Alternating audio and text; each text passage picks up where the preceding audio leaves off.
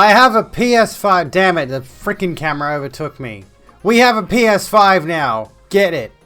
What's going on? Hello, babe. How's it going? How are you enjoying the new PlayStation 5? What we've got now in our house?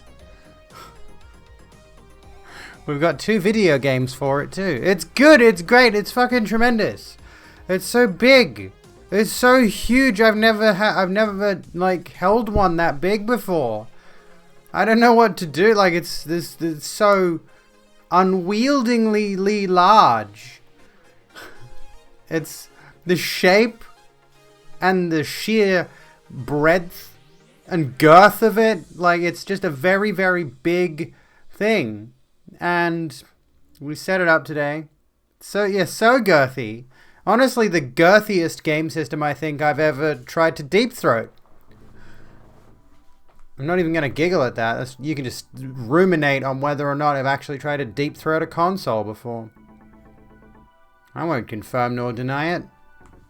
Anyway, yes, Kez, I'll send you my PSN name and all that. Oh, we've got Demon Souls. Z was playing Rift Apart. Looking at getting Kena Bridge of Spirits, which I already have on Epic, I believe. But I've seen how it looks on PS5, and I want to play it on PS5. Because it's very fucking pretty. Holy shit, like Kena Bridge of Spirits runs very prettily on my PC as it is. But on the PS5, it looks... Don't even know. I don't have it on PS5 yet, but I've seen screenshots and video. I think I watched Skill Up's review of Kena Bridge of Spirits in full resolution, and I was like, oh my god! I think he was playing it on a PC though. Oh no, did he play it on PS4? I can't remember. Anyway, you've heard Returnal is good. Here's the thing. I'm curious about, yeah, like Zewa has mentioned, it's a dumb fucking name! The fuck does Returnal mean? It sounds stupid. But anyway, it looks like a neat concept. I might check it out at some point.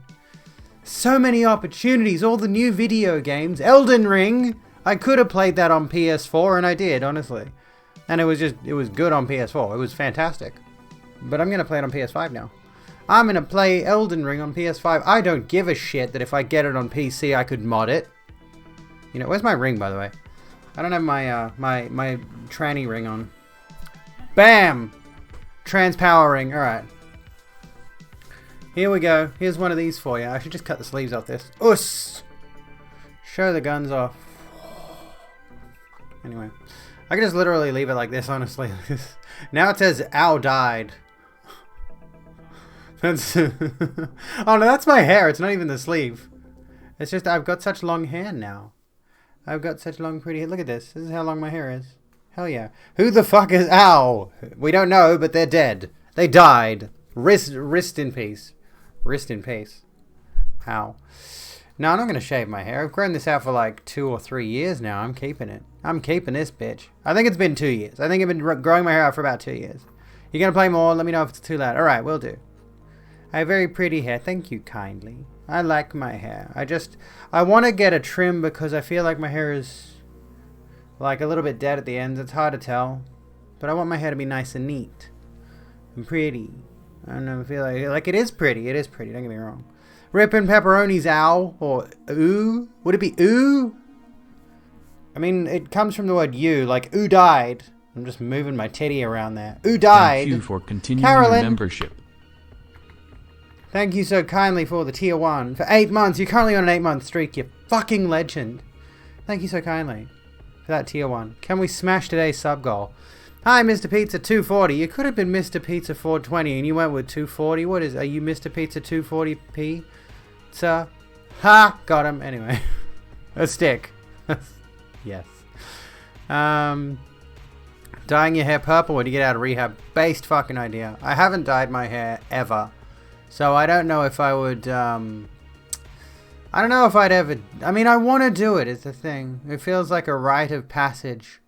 I feel like I have to dye my hair at some point. Especially now that I'm particularly alt looking. I don't know. Hex Latex is live. You follow some weird people. My hair is amazingly soft and silky. Sometimes. I didn't wash today. I didn't wash it today and it actually looks alright. But I'm wearing a... The thing is, my My hair sits really flat on the days that I wash it. When I wash it, it's got a lot of volume because I use a volumizing conditioner. But on the days there's some hydration, by the way. Thank you for hydrating me, for making sure I stay hydrated. We need an diet emo. We could do that. I gotta add more actually. Emotes. Let's talk emotes. Because there was a thing recently. Yes. Let me bring this up. Let me bring this up because there was a new thing. This is worth looking at. How to unlock more emote slots on Twitch. I forgot to mention this the other day. I'm a streamer. A hype train is close. Evil, thank you for continuing the gift sub you got from Princess. We could hit a hype train if somebody cheers at least 100 bits or someone else subscribes or gifts a sub. If someone hits a hype train. That would be very fucking poggers. Basic. I want to just mention this though. Oh, there we go. Basic. There we go. Scam train. Scam train, give me your money because I am a transgender woman on the internet. I deserve it. Because I have been harmed by the system that is JB Hi-Fi. I went in there today. I have a story for you. My girlfriend and I don't know if you can hear the game. I can very faintly hear the game she's playing. Very, very faintly. So I doubt you'd be able to hear it on the mic. Grimthorpe, thank you for continuing the gift sub you got from Princess. I feel like that's going to be most people. Yeah, honestly, like JB Hi-Fi is pretty good. They're a pretty decent store. But today, Maddie and I went in there. We were just literally looking for this, a selfie stick. We need a new selfie stick. This one's Bluetooth. It's a Bluetooth selfie stick. It's fucking, look at this shit too. It's like that long. It's huge. It's a massive selfie stick. But anyway, that's literally all we went in there for. We wanted to get a selfie stick. Because my old one, which had a little clicky button that uses the 3.5mm jack on your phone, if you happen to have one of those phones that still has a headphone jack in it, which might not be the case in this day and age. Anyway, we walk in there, we sign in with a little check-in app, and we show them our vaccine records. It says, yeah, we're double vaxxed. Yeah, we've signed in with your little QR code. And then we walk in there and we just immediately pivot towards the camera section for like 2 seconds. Like we were literally just in the door, right?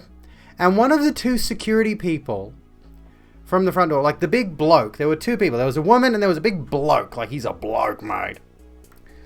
He goes over to one of the staff members, and I noticed this as we're just like perusing. We're not even really sure what we're looking for just yet. We know we wanted a selfie stick, but we're just looking casually. We're not really looking lost, we're just browsing. And we just got in, right? And I look like this, I'm dressed like this. And the security guard walks in, grabs a member of staff, points to us, then the staff member comes over and immediately starts helping us. Immediately starts sort of grilling us about what kind of products we want, and then he sort of expedites the process of pushing us towards the checkouts and all that. I'm like, what the fuck just happened? And throughout, as we get to the point where like the staff member says, "Oh, just go over there when you're ready to check out," and we go over to the checkout line and we're waiting there, and we both just pause for a second and we're like, what the fuck was that about? It was really bizarre. It wasn't like, I don't know how to explain it. We were in there for like all of 3 minutes. It was just, we did not ask for help. We were not looking lost. We were just browsing like any other customer. But the security, like the thing that strikes me about this story, I wouldn't mind if a staff member just came over to me and was like, "Oh, can I help you?" And then, we'd have the thing that really strikes me is that the security guard goes to the staff member, points at us, and then the staff member comes over. It's like, what did you say to him? What did you say to that staff member about us, mate? What's the dealio here? What's going on? Yeah, it's one of those subtle interactions, and afterwards you're like, did I just get hate crimed? I wouldn't say it was a hate crime, but it was definitely like a profiling kind of thing. Like because I usually dress pretty alt these days. Do I look like someone who's gonna steal shit? Is that what they're going for? I don't even have tattoos, man. Like, come on. Give us a break here. The only piercings I've got are my ears. And you're coming over here, like, profiling me as a thief. Like, I do need to get tats, though. I do want to get a sleeve at some point. Anyways. It was weird. It was a wild little interaction. Oh, I forgot about the hype train. The hype train's still going. Here I am just meandering about this stupid story, and I forgot to hype you all up for the hype train. Hey, I'll own it. Fuck it. You know. Tell Oo to go fuck himself. If anyone else has got some more subs or bits there that you want to throw at me, by all means, you've got 1 minute and 14 seconds to get me to level 3. Let's fucking go. But in the meantime, let's talk about this, because I forgot to mention this. We actually have more emote slots. As an affiliate now, I think we can get up to 9 emote slots. So streamers can gain emotes by gaining sub points. So what was it? As of this month, Twitch unlocked more emote slots for all affiliates, all streamers with affiliate status, upping the base number of emotes from 1 to 5. We now get 5 emotes. 9 emotes. No 5. We had 5. I had 5. You get 9 emotes now. I remember the days when I first started out as an affiliate, way back when, which was like a couple of days ago, a couple of years ago. I'll figure out the exact time frame eventually. Time is a social construct. About 3 years ago, when I started streaming, you could get like, as an affiliate, you get 1 emote for tier 1, 1 emote for tier 2, 1 emote for tier 3. I remember the backlash from partners, as is always the case when affiliates get given anything. When Twitch said, oh, okay, starting today, if you get 15 subs, you get a second emote. If you get 25 subs, you get a third emote. If you get 35 subs, you get a fourth emote. And if you get 50 subs in a month, you get a fifth emote. And, you know, affiliates get 5 tier 1 emotes, whatever. And as it stands right now, I have 4 open slots available because I must have hit whatever the next milestones are. So I've now got more tier 1 emote slots that I've got to fill out with some cool new emotes. Choo choo, 3 subs, 100 bits. Thank you so kindly, folks. But basically, Twitch announced today, this was a few days ago. This was nearly a week ago now. I missed this. I'm so sorry. For anyone who is curious about Twitch shit.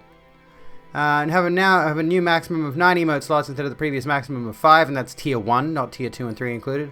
And it also doesn't include bit emotes. We've got bit tier emotes. I've got a bunch of slots there as well. But the problem with these ones is, like, you only get these emotes, like, there are 3 people who've cheered 25,000 bits. There's 1 person, 2 people.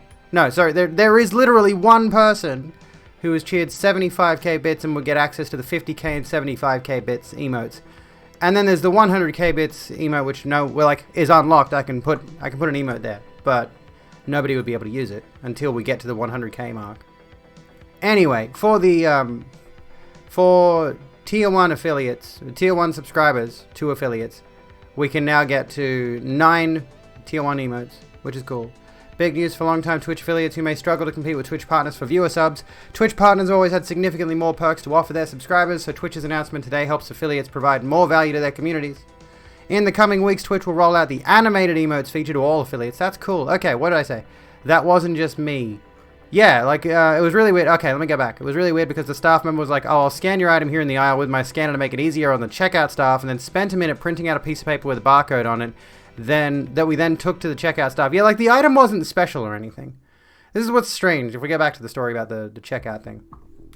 It wasn't like an item where you had to get a card off the shelf and then take it to a staff member, and they would give you the item and escort you to the checkout or whatever. It was just literally a package with a selfie stick in it for like $20 off the shelf.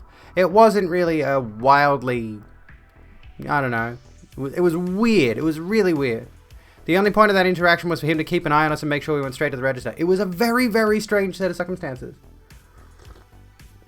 I have not stretched my ears, Chloe, no. I have got single piercings. But I do have these, which I've had to take out today. I've got spikes, which kind of do look like I've got gauges when I wear them. But they are just literally studs. But I had to take them out today because my ears were hurting when I was wearing them, which sucks. This one was hurting a bit. Oh, it still does. I'm gonna start just using my what's it called? The stuff you spray on there to like disinfect the hole. I'm gonna disinfect my hole. I'm just gonna keep cleaning that because it feels a bit swollen, feels a bit sore, and I think there was a bit of blood on it earlier, which is not really reassuring. And I think it's from wearing these. Because they're not really that heavy, but, you know, your earlobes don't exactly have muscle in them, so they can't hold a lot. Anyway, at any rate, it's beside the point. How are you, Chloe? How's it going? How's things? How much was the selfie stick? The selfie stick was $20. We're just talking about the fact that I got profiled buying the fucking thing. It was a really strange interaction. It honestly, like, And I don't feel hate crimed or anything like that. I don't think they clocked me as trans and then for some reason decided to keep an eye on the evil transes. I was wearing a mask, for goodness sake.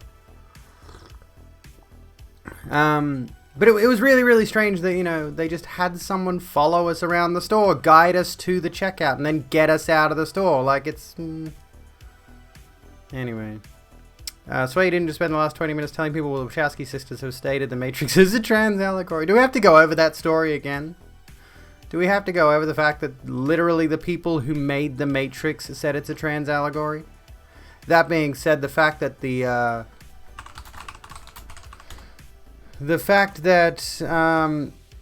is it this? Yeah, here we go. This is something that I am not... Go the fuck away, please, Google. Can I just, like, click on what I want to click on?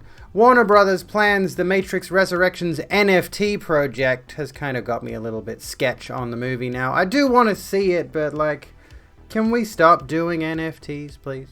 Is that possible? Like, I went through the checkout at the supermarket today to grab a drink, and a little machine where you scan your items... it spat out a little physical NFT, just like a little receipt. That's a dumb joke. Don't laugh at that. Anyway, very dumb joke. You can feel free to lynch me for that one. But yeah, as we were talking about emote slots, so affiliates now get more emote slots. So we're up to So as of this month, Twitch unlocked more emote slots for affiliates, streamers with affiliate status. But this is upping the base number of emotes from 1 to 5. Okay, so I didn't know this. So basically anyone who is an affiliate now gets those base 5 tier 1 emotes. And then as I'm assuming they hit those same milestones that I had to hit to unlock the other emote slots earlier, they'll go from 5 to 6, 6 to 7, 7 to 8, 8 to 9. Okay, so that's pretty cool. That's, not something I really looked at, but there you go.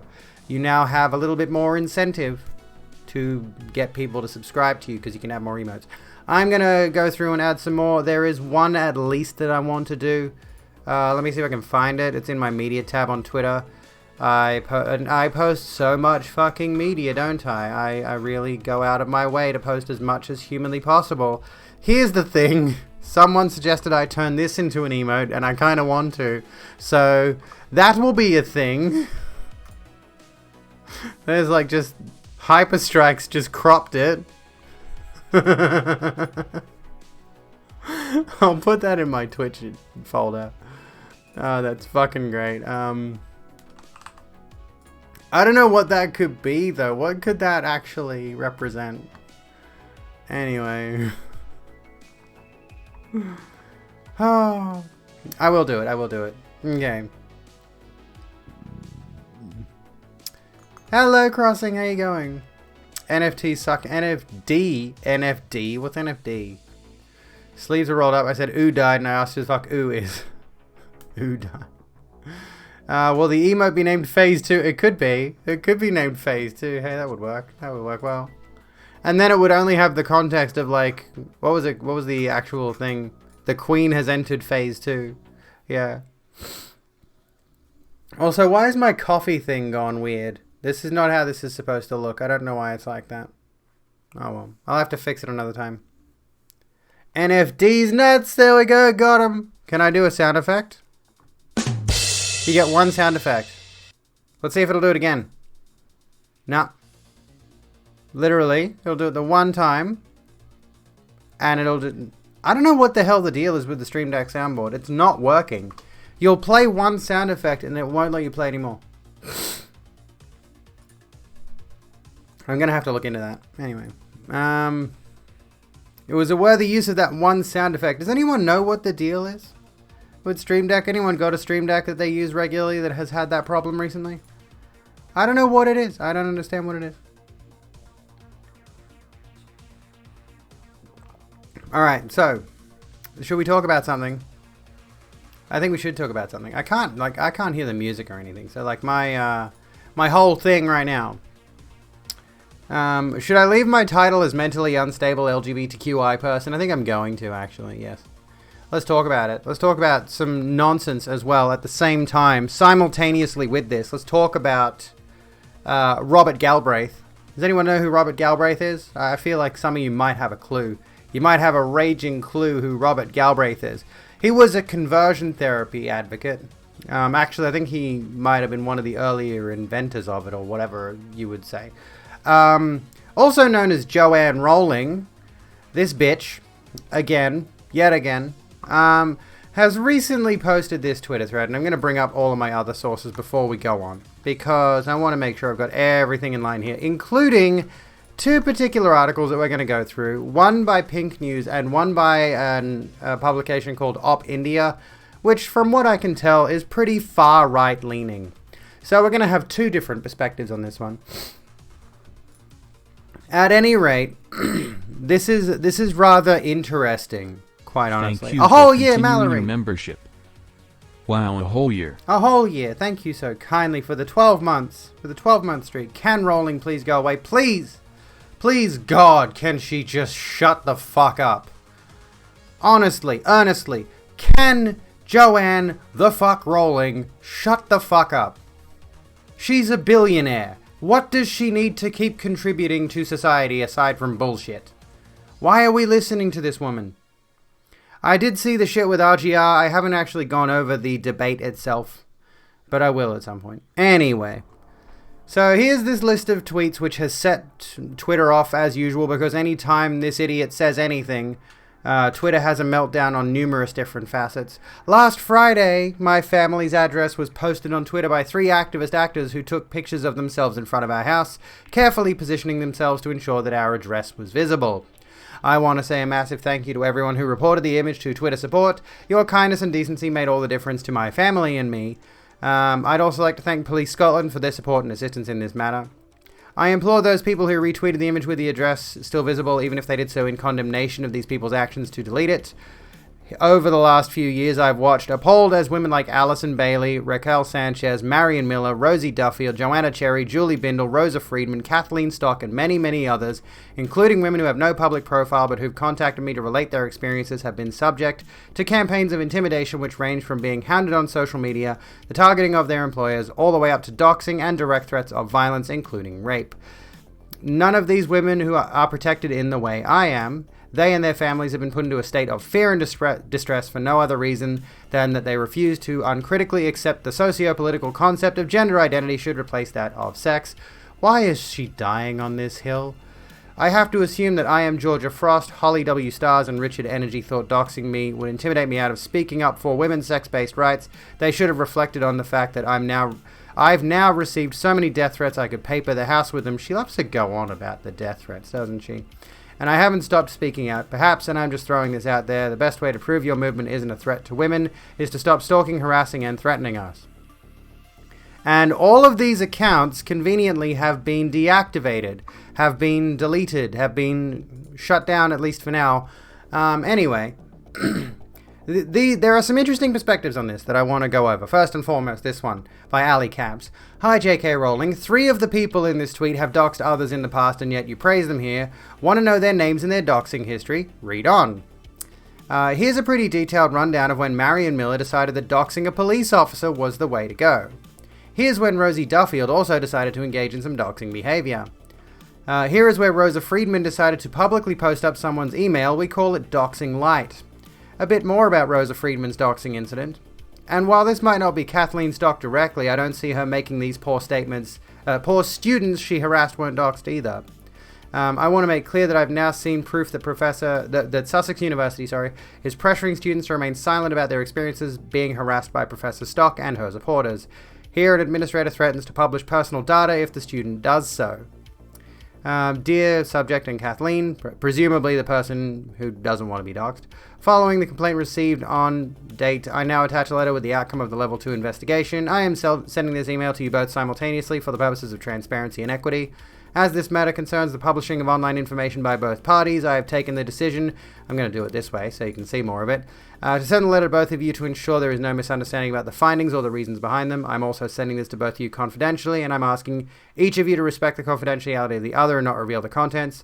If either of you decides to breach that confidentiality and make any partial public disclosure of the contents in the letter, in the interest of fairness to both of you, the university reserves the right to publish the whole decision letter, which would only be done after consultation with the party who had abided by the confidentiality requirement.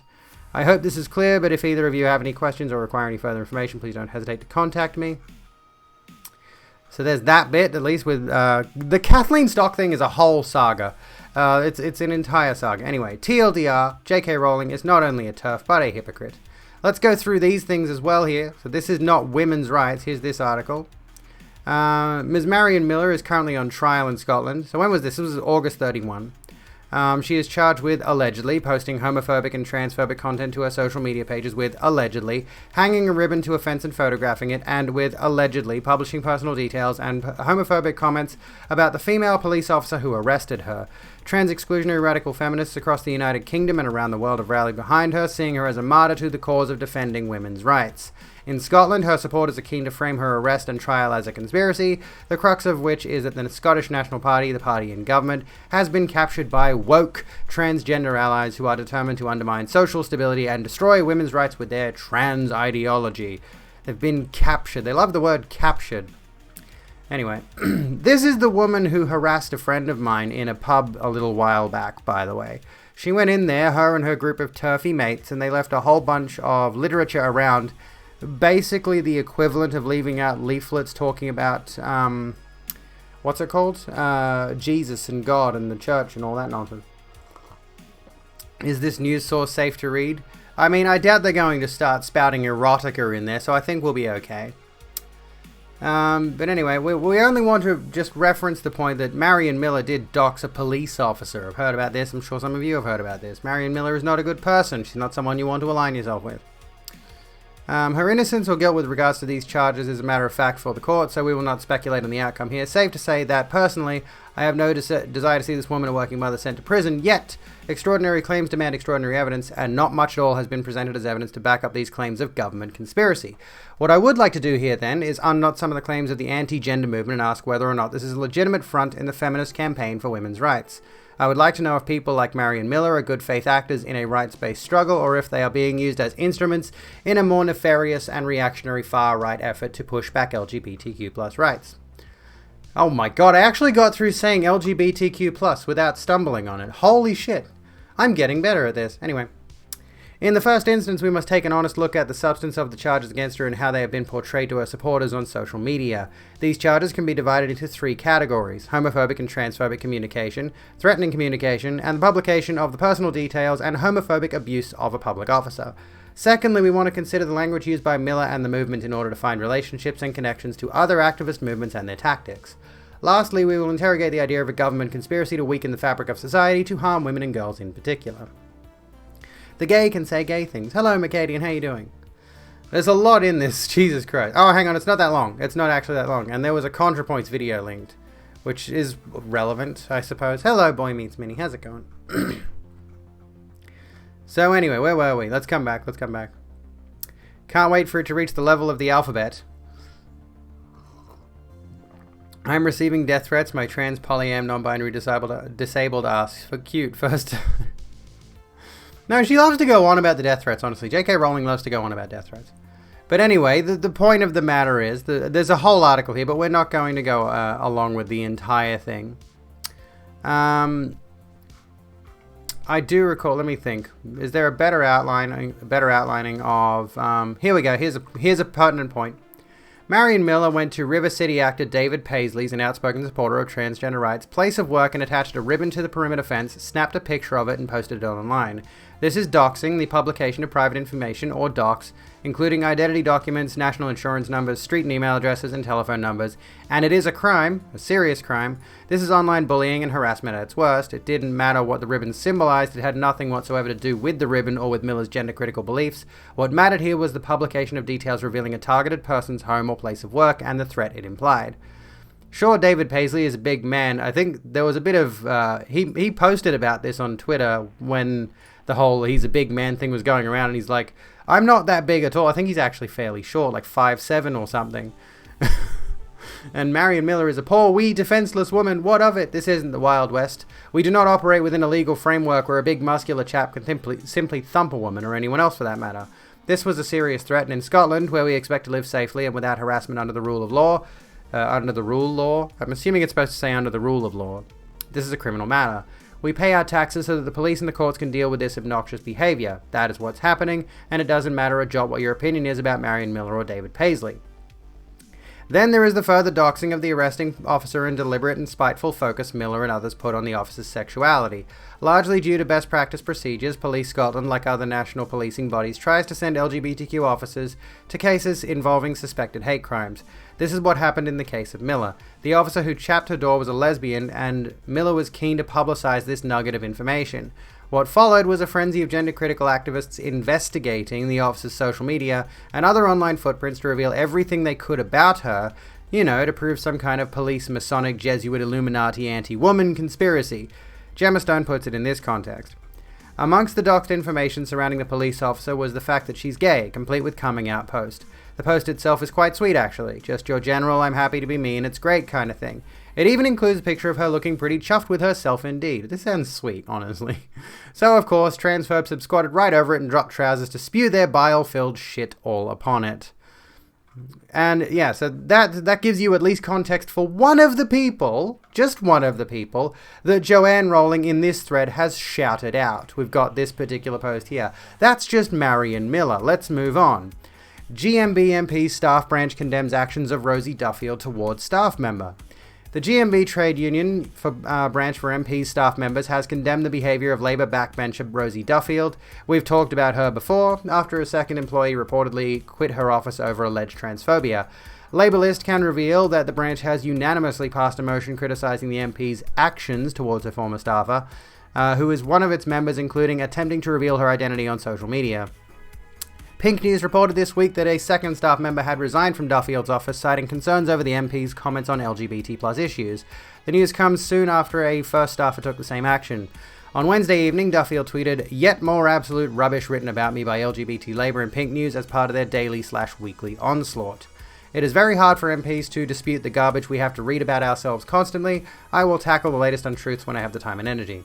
When she was quote tweeted by someone who praised the resigned staffer for bravery, the Labour MP replied, "Bravery? Well, as you have a photo of her in your Twitter bio, I imagine you're not at all biased much."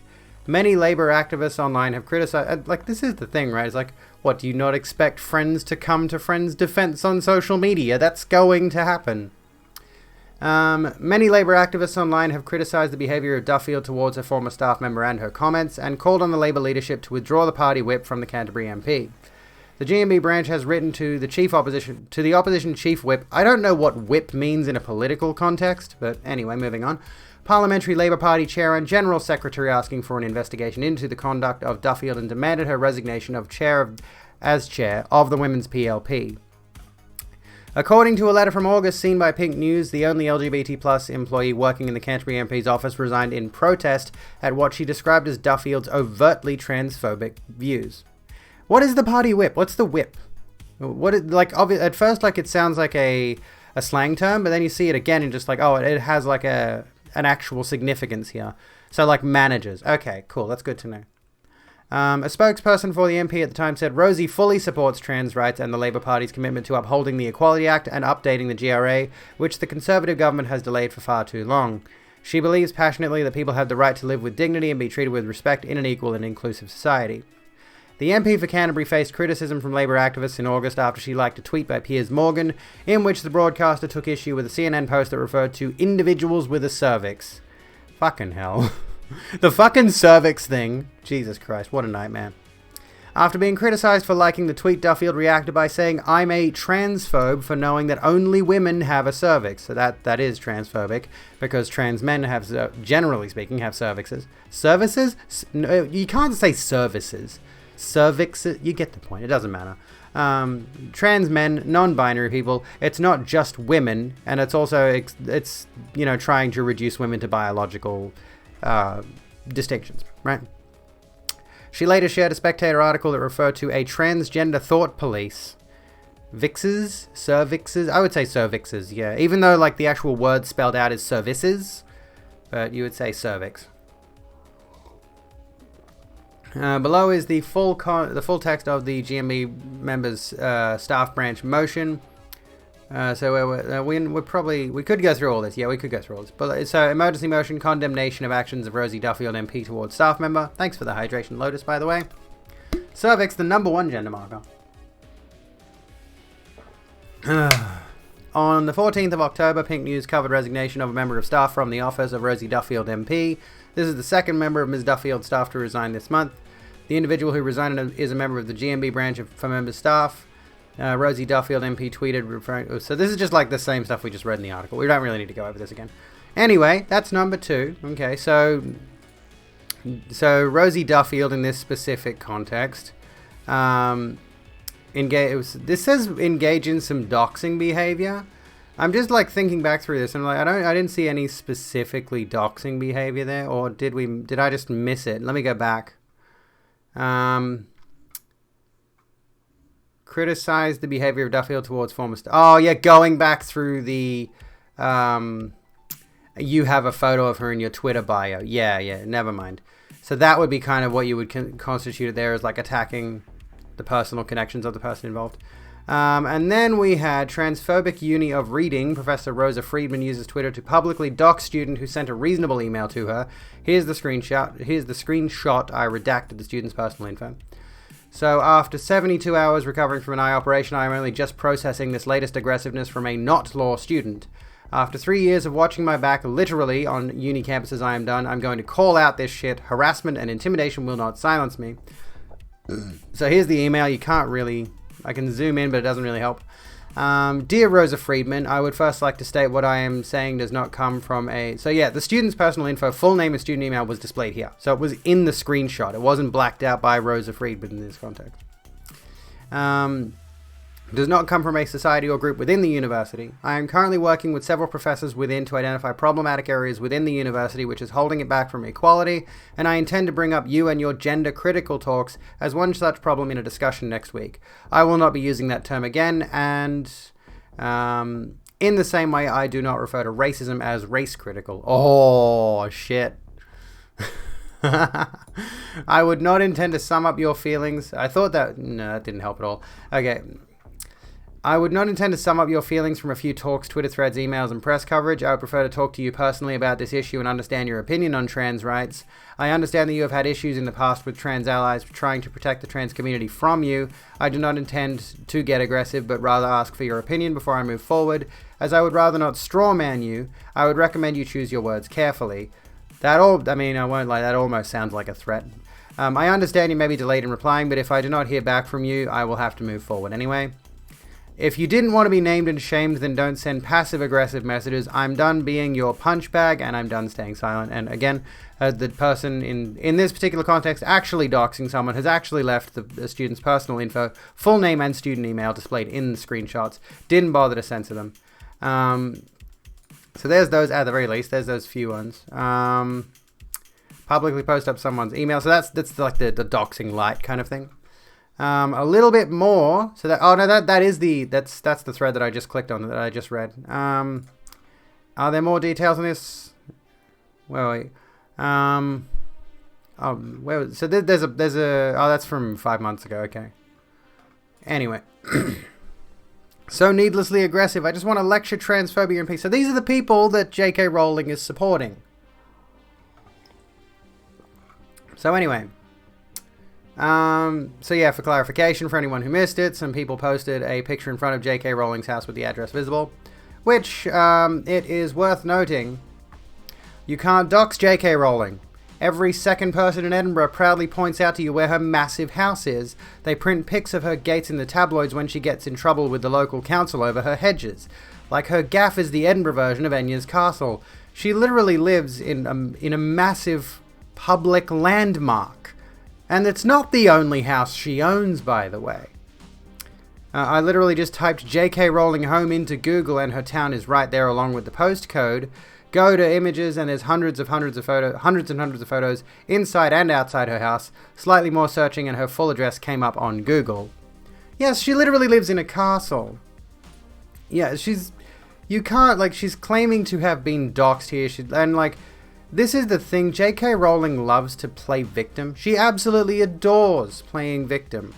When she's the one that is constantly, again, like we mentioned a moment ago, she's supporting people.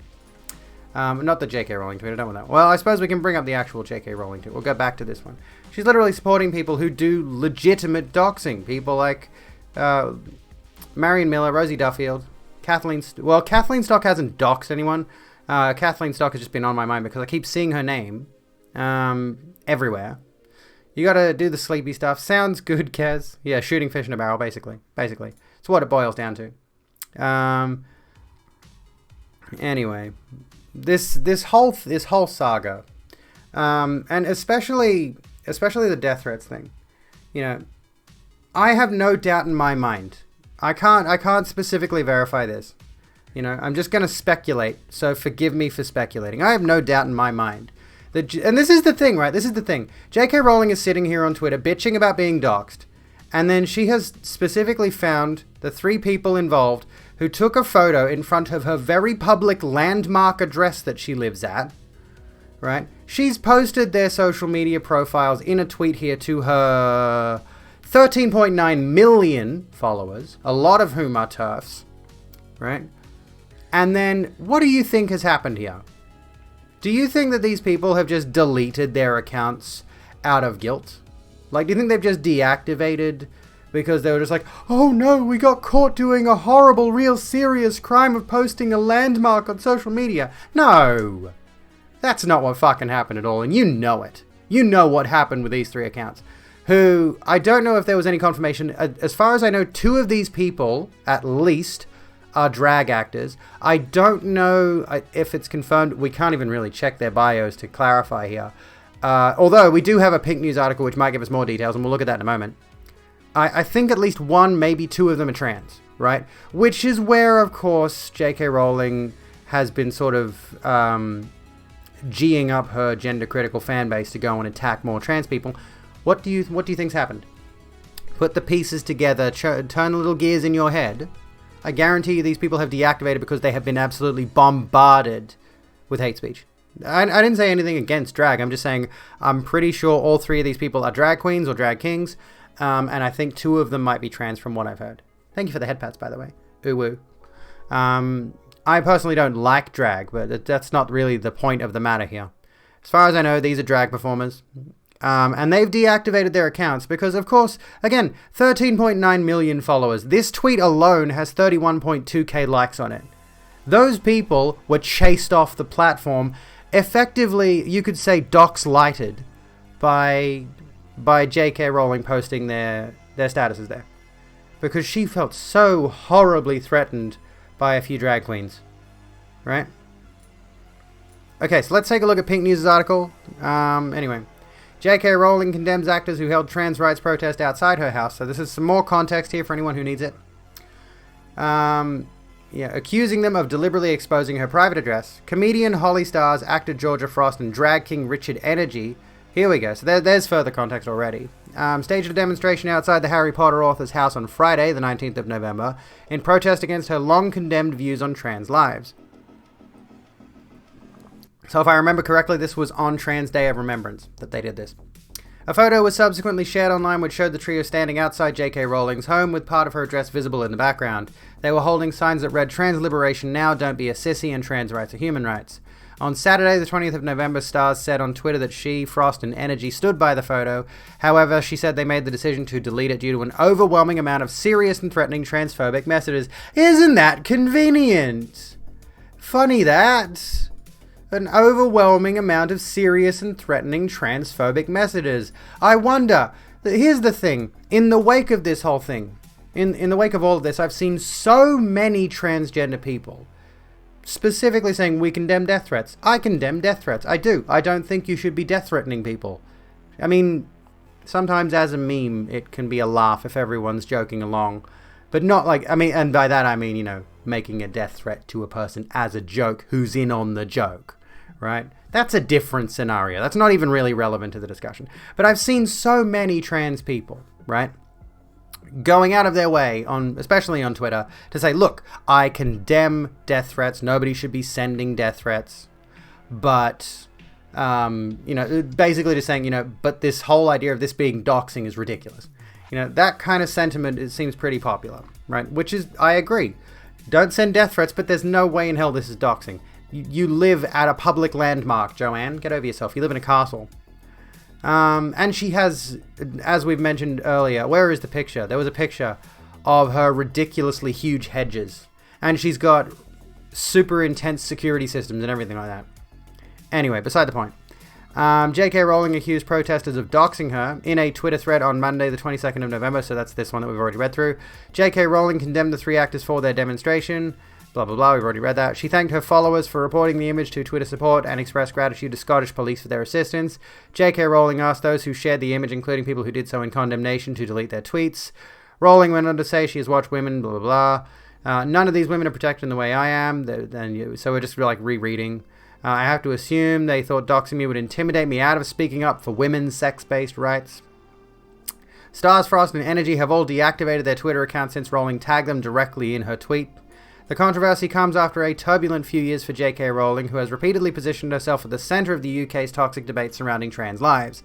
The writer waded into the so-called culture war in 2019 when she stated her support for Maya Forstater, who has fought to have her gender-critical views protected under the Equality Act. The following year, Rowling published a lengthy essay on her own website in which she spoke of her deep concerns that the trans rights movement is having an adverse effect on the education and safeguarding of children.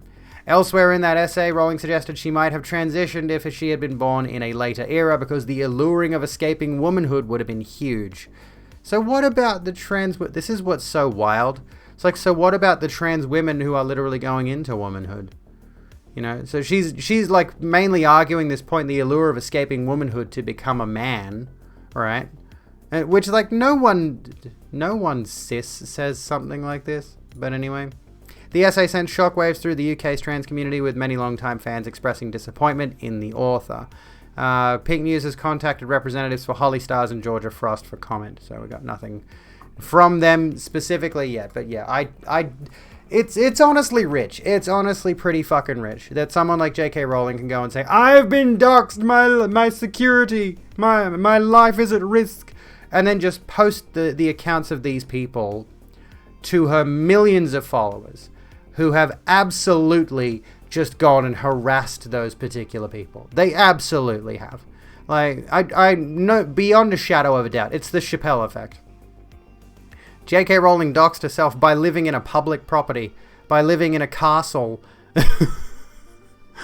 Anyway, it's just like, it's an honestly completely ridiculous set of circumstances. I'm not going to look at the op in your article, honestly. I don't really fancy doing that. It's totally alluring to, checks notes, be catcalled, be afraid to leave a drink unattended, get paid less than men for the same work. She does live in a castle, yes. You are angry, but you have an ice cream. Well, I'm glad you have an ice cream, at the very least. So yeah, to sum up, you know, death threats are bad, obviously, but I am strongly of the belief that J.K. Rowling always deflects to death threats as a sympathy play. Maybe she is getting death threats, but let's not beat around the bush here. I guarantee you so many people are sending Joanne death threats as a trolling effort. There's probably, I feel like someone's probably got a bot that just any time they feel like riling J.K. Rowling up, they just hit a button on their keyboard and it sends like 1,000 death threats to J.K. Rowling's email. I do not believe for a second that she's under any serious threat here.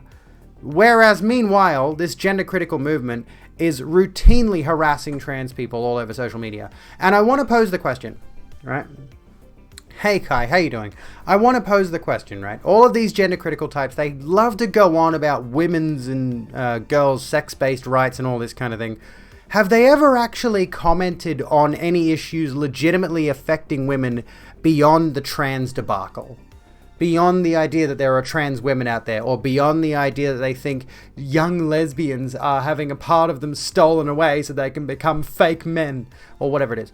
It's always about the trans thing with them. Do they ever actually talk about legitimate women's issues? Because I don't think they do. They think this is a legitimate women's issue, like the whole discussion around trans rights.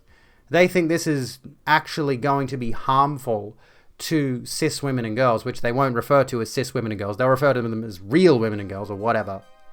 But do they actually care about women's rights? I don't think so. When have they spoken about like abortion rights and things like that? When have they spoken about other women's healthcare issues? And here's the thing, like they treat that, they would frame that specifically around women, all the while wanting to exclude trans men and non-binary people who happen to be AFAB from that bundle. Or they would refer to them as women, which is just disrespectful across the board. Anyway, J.K. Rowling didn't get doxxed. That's the end of that one. If you're watching this on YouTube, don't forget to like, comment, and subscribe. I look forward to ignoring all of your comments, but it helps me in the algorithm, so kudos to you. If you want to join in on the conversation live, click on the link in my description here or whatever. It says twitch.tv/AbigailBeck. I'll see you when I'm looking at you. All right, there we go. That's a video. That's Friday's video done. Boom. How do we feel? What do we think? Yeah, they never care about that stuff. I've honestly, like, I've trolled through. No, this is the thing, actually. They will, I feel like they'll retweet things that are related to women's rights. I've seen a few gender critical accounts will retweet things related to women's rights, right? But they never really comment on it, you know? You look at their actual comments, their actual social media posts, you go to their forums, you go to, like, over it and things like that, which I've honestly contemplated doing, which would be a fun little activity. We haven't done it yet. We haven't actually done it yet. And they constantly get pissy about trans women or the trans men thing. The Swerf Turf Venn diagram is definitely just one circle. Yeah, exactly. I'm glad my mother is accepting of me, quite frankly, because this is the weird thing. I'm going to just drag my mum for a second. Sorry, Mum. I love you, but I have to drag you. I'm sorry. We're in the debate bro space now. I have to drag everyone. Well, I'm not really. Don't put me in a debate. There's no fucking way I'm going into a debate. I'd get thrashed. But, you know, my mum has said a few things to me that, you know, when I think about it, it's just like, holy shit, how many steps removed are you from a TERF? Realistically. Like, when I first came out and I said, you know, I want to be a woman. I posted about this recently. She said to me, aren't you worried you'll be an ugly woman? First of all, big red flag. Second of all, anytime I've expressed my umbrage with J.K. Rowling and the Harry Potter franchise in general, mainly with J.K. Rowling, it's like, she said some really bad shit. I wouldn't keep supporting her. She immediately goes on the defensive. She immediately wants to defend J.K. Rowling. And I'm like, Mum, the bitch is a billionaire. She doesn't need you to defend her. Like... She doesn't need you to step up to the plate for her. She can fight her own battles, right? Anyway, it's kind of ridiculous. She should go on about how she was a poor single mum and all this kind of nonsense. And it's like, why? It's like sucking Elon Musk's dick. Why do you care? She's not going to fuck you, bro. Like, it's defending herself by proxy. Maybe that could be a thing. It could be like a relatability thing. Mother said the same to me. My reply was, would you prefer an ugly daughter or a dead son? Oh. Oof. Why would you suck Elon's dick to begin with? I don't know. Ask Grimes. Mum is generally supportive, but she says some turfy things, which is, yeah, it's kind of wild to me. And I think the reason that happens, I'm just speculating here, is that a lot of the viewpoints expressed by gender-critical turfy types are rooted in what is socially considered to be common sense, right? Everyone generally has this idea in their head of like, a man's a man, a woman's a woman, boys have penises, girls have vaginas, and all this other shit, right? What else would there be? I don't know. There's probably other things in there. What other major talking points are there that could fall under like the whole common sense umbrella, so to speak? But you look at the gender critical argument and you can tell they are people who've got a very distinct worldview that is informed by pretty what's the word I'm looking for here, like oh my god, I can't think. I literally cannot think. Common sense is the uneducated traditions of society. There you go, nailed it. Basically, a lot of what gender criticals and TERFs and whatever say is just uninformed opinions they've been taught to believe are the root of reality. So the biological sex thing. So obviously J.K. Rowling was going on about the whole sex-based rights thing in her Twitter thread. And there are a lot of people who still believe that. There are a lot of people who believe that your gender and your sex are either the same thing or that gender is a made-up thing and no one should listen to it. And there are a lot of people who still subscribe to that idea, who are not necessarily transphobic, but they still have this idea in their head that, like, your sex just determines whether you're a man or a woman. And this is the thing, like, I've heard of people who are generally trans allies, but they still believe you're a man if you have a penis, you're a woman if you have a vagina, Like your sex biology determines that you're a man or a woman, and they think man or woman are biological terms. Like there's no distinction between the social role of gender and the biology that we have, right? So they think they'll refuse to refer to you as a woman if you're a trans woman, right? But they won't necessarily disrespect you on that either, which is a really weird dichotomy. I've noticed there are a few people who are like this, where they're just like, to their own minds, man and woman are biological terms. So you're a man, but they don't like, they'll have this attitude of like, oh, but I'll respect your identity or whatever. It's like, but you're not really though, are you? You're sort of dancing around it. Like, I'm pretty sure there's a video of Ben Shapiro on stage where he's talking to some audience who's listening to him like a bunch of idiots. And he's saying things, and this is like the rudest thing, right? I'm talking about people who are generally respectful, but this is a really rude thing. Is he's talking about how if he were in an interaction with a transgender person, transgender woman in this context, that he would refer to them by their preferred name and pronouns and all of this, refer to them as a woman in conversation with them. The moment they're out of the room, he'll refer to them as a man and he, him pronouns and yada, yada, yada. Wrong name even. I don't know. And that's just, in my opinion, that's just heinously disrespectful on any merit. Like if you knew somebody whose name was John and goes by he, him and is AMAB, right? Assigned male at birth. So just a bloke called John, right? And the moment John's out of the room, you call him Juliet and refer to him as a her. That's still disrespectful to a cis person much as it is to a trans person. What's the difference? You know, he would never respect a gay man's marriage straight to his face. Yeah, exactly. I don't know why people listen to Ben Shapiro. Your mum was upset that I was so scared to tell her the attempt before you actually came out. All she did was talk about chromosomes. Oof. I don't want to have these chats with my mum, honestly. You know, I don't want to have any more of these chats with my mother about transness, generally speaking. Which is why I don't want to talk about the whole... I definitely don't want to talk about any upcoming like Harry Potter related things with her.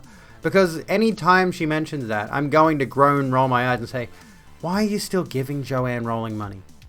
Right? Let's just say there was a stage production of The Philosopher's Stone or something like that.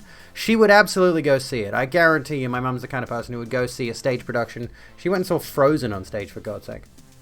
Now here's the thing. If there was a live stage production of Bluey, I'd go see that because Bluey is fucking based. However, I'm literally simping for a kids show here. It's the best. I'd just like to go off on a tangent. New Bluey episode just dropped on ABC Kids. And it's like the one show I can tolerate watching with my children because it's so fucking good. Just no word of a lie. If you have young children, like let's say like between the ages of say 3 and 10-ish, you know, both my kids are in that age range. And they adore Bluey. It's just the best show. Anyway, sorry to go off on that tangent. But yeah, here's the thing. If there was some new Harry Potter project, my mother would definitely express her excitement for it. And if I were to respond with my disdain for Joanne Rowling, then she would start to lecture me on, Joanne's had such a hard life. Don't you know about how she grew up and all of this? And I'm like, I feel like if I am I not allowed to mention the fact that this woman has a vested interest in spreading bile towards the queer minority that I belong to, right? She hasn't mentioned anything about lesbians, I don't think, specifically. But she directly expresses hatred towards trans people, right? Like she's gone on this tireless crusade. And it's so wild to me that a member of my family would rather talk in defense of the person who is crusading against my existence, right? That's so, and while on the same face of things, maintaining a generally respectful facade. That's strange, right? That's not a weird thing for me to think, is it? I'm just gonna quickly look at my my buttons and widgets here. Where is it? The donation widget. Something's wrong with it. Sorry, my donation panel, no. Widget. What's wrong with my widget? Wait, look at my widget's broken. What's wrong with my widget? I gotta figure out what's wrong with that. Is that the coffee button? No, that's... Is that the thing?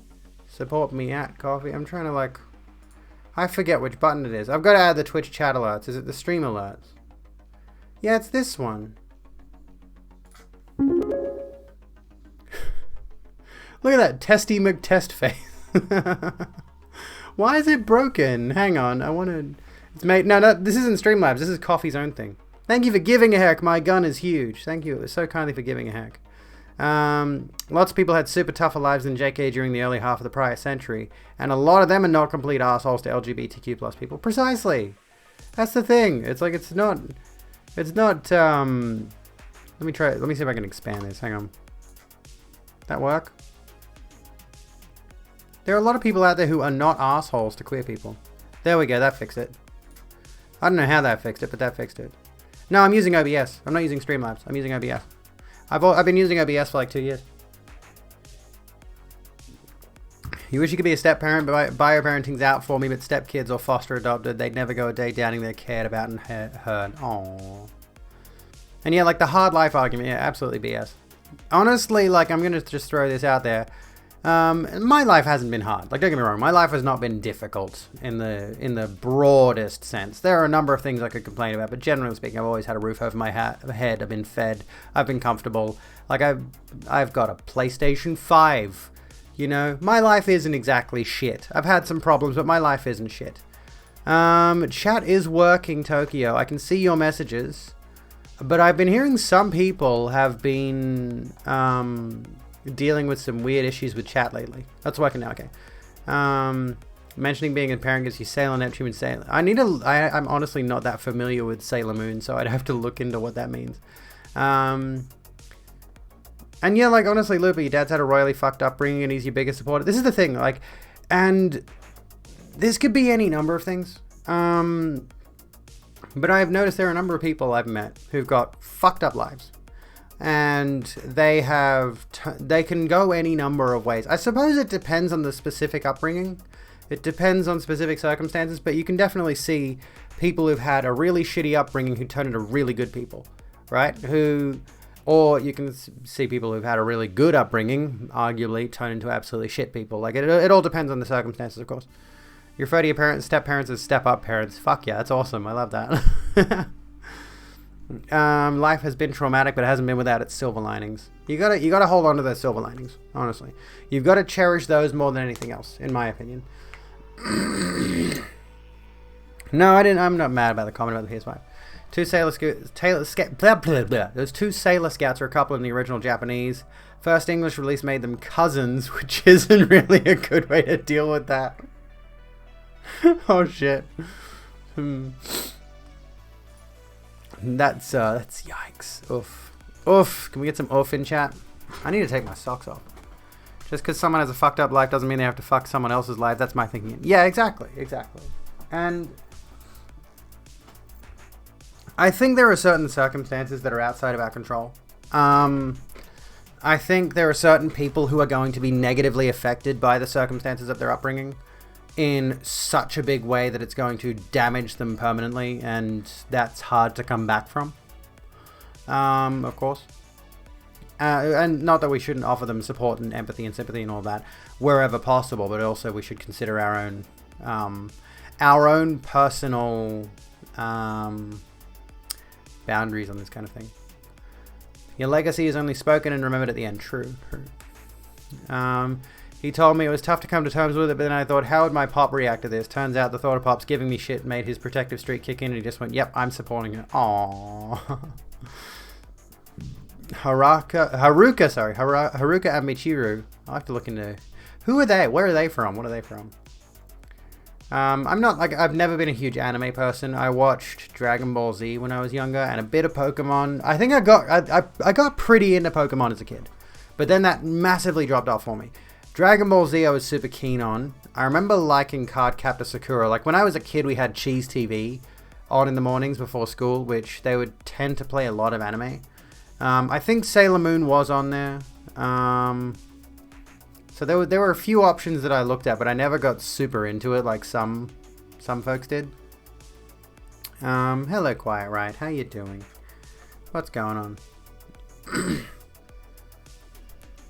Japan has a weird culture where being trans is more accepted than being gay. I've heard of something similar. Oh yeah, we talked about this recently. Was it over in Iran?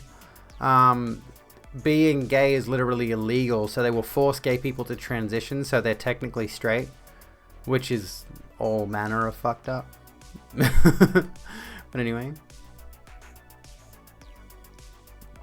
Uranus and Neptune's secret, or Uranus and Neptune's secret identities. A family is you, your lesbian life, a lady gatekeeper of time, and your adopted baby who will bring the end of the world. You were pissed when Cheese TV was swapped to Toasted TV. What a fucking rip. What a fucking rip. Jesus. They did bring Cheese TV back. If I recall correctly, Cheese TV has a Twitch channel. Do they?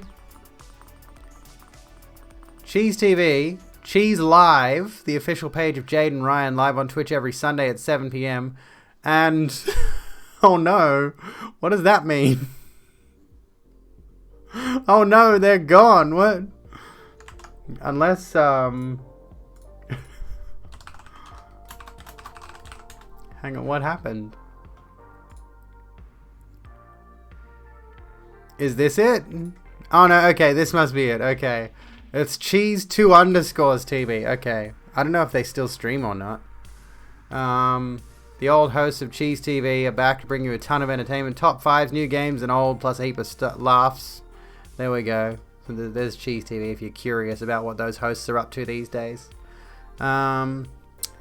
Translator abysmal here. Yokohama, but it's easy to say Tokyo. I would like to see the big cities of Japan one day, I think. But I mean, there's a number of places I want to go and see. This is the thing, like, I'll say I want to go see this place or that place. But my general understanding of the world is like, there are some pretty places I'd like to go visit. I know next to nothing about them though. So, you know. Should be a cooking show. I'll do a cooking stream one day, honestly. When I can figure out a good way to set my kitchen up for a cooking stream, I'll do it. I promise you. We'll do it one day. We'll do like cooking and drinks. We'll do a cooking and cocktail stream. Anyways, should we move on to a new story? Since we've sort of dropped off J.K. Rowling, which I mean, as we well should. Or do we want to just keep talking? What do we have? What was Toasted TV anyway? It was a different program. You'd love to go to Japan when the cherry blossoms are in bloom. They're my favorite flower. That does sound quite nice, honestly. I can't remember. Do they have cherry blossoms at the... there's somewhere here in... I think there's somewhere here in Australia where they have cherry blossoms in one of the cities. You're working towards a chili cooking stream. That sounds awesome. Hell yes. I'm going to have to figure out some kind of meal to make. Maybe like a whole course meal sort of thing, like a whole several course meal, so that we can do a cooking stream that covers numerous different courses. Kind of like what Cat's Kitchen does, I suppose. I think Cat's Kitchen does that generally. Did I see the thing about Rittenhouse on Tucker Carlson? I did. Let's see if I can find the article. I did see something about this. Okay, so here we go. ABC. Let's glance at this. Rue Burgers. We could do Rue Burgers. We got an ABC News article. Let's have a look at this. Kyle Rittenhouse says he is not racist in first TV interview with Fox News' Tucker Carlson. Who, remember, Tucker Carlson was claimed by Fox News to be someone nobody would take seriously. Let's just throw that out there right now. Do not trust anyone named Kyle. This guy's absolutely put his fist through a wall, through some drywall. I will say that much. Anyway, sorry. Kyle Rittenhouse, who was acquitted on charges stemming from killing 2 men and wounding another during the unrest that followed the shooting of a black man by a white police officer in the US, said he's not a racist person and supports the Black Lives Matter movement. This case has nothing to do with race. It never had anything to do with race. It had to do with the right to self-defense. The 18-year-old told Fox News host Tucker Carlson in an interview that aired Monday night local time, Mr. Rittenhouse is white, as were the men he shot. Mr. Rittenhouse was 17 last year when he traveled 32 kilometers. That's kind of weird when referring to America, but, you know, going on.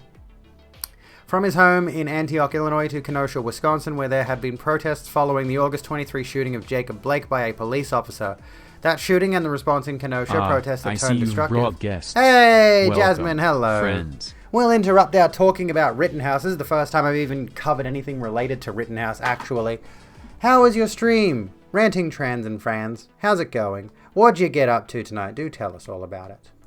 What's the goings on? What's the happenings? Dungeons and Dragons. Ooh, very cool. Did anyone get permadead in your Dungeons & Dragons run tonight? Ziwa, you don't have to interrupt your playing of the brand new PlayStation 5 to do a shout out. She's literally playing the PS5 that we just got today. And my camera's not. Hi. What's going on? We got a PS5. We did. We secured it. So here's the thing. There are accounts you can follow on Twitter if you're trying to get your hands on one that will send out alerts saying every so often, these stores are getting PS5s or are taking pre-orders on this date or whatever.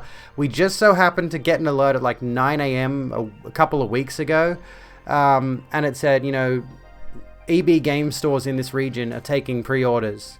And it was like 10 o'clock by the time we noticed we got the alert. We literally dashed out the door, went down there, and we got one of the final pre-orders at that store. We noticed when we were just literally laying in bed in the morning, looking on our phones, and we're like, oh shit. It was good. We have a PS5 now. Oh, we can get hugs. Babe, can I interrupt your game for hugs? EB Games, haven't heard that name in ages. Yeah, they're pretty prominent here in Australia. Been tossing up whether to repay PS4 or wait for PS5. That would be a tricky one, hey? Like, I mean... Anyway, we got one! We got one. We paid it off. She's playing Ratchet & Clank Rift Apart. I've got, oh, yeah, you might... Yeah, okay. Just give us a moment. What's Joanne on about now? She's whinging that she got doxxed despite living in a public landmark in Scotland. So, you know, she literally lives in a castle. She's having a whinge about being doxxed, despite the fact that she supports numerous people who dox other people. Okay. By the way... By the way, you should show off your shirt because it says emotionally exhausted. it's like the bed. Much like the bed does. Hey. Anyway. There you go. Go back to Ratchet & Clank. Yeah. Alright. Do you mind? You know what? Do you want anything? No, I'm good. I'm good. Thank you. Anyway, there we go. So we got a PS5. We managed to score one. We paid it off half each. And now we can play Demon's Souls. Well, I can play Demon's Souls. She can watch me play Demon's Souls. Anyway. One of the many genders. Emotionally exhausted queer person.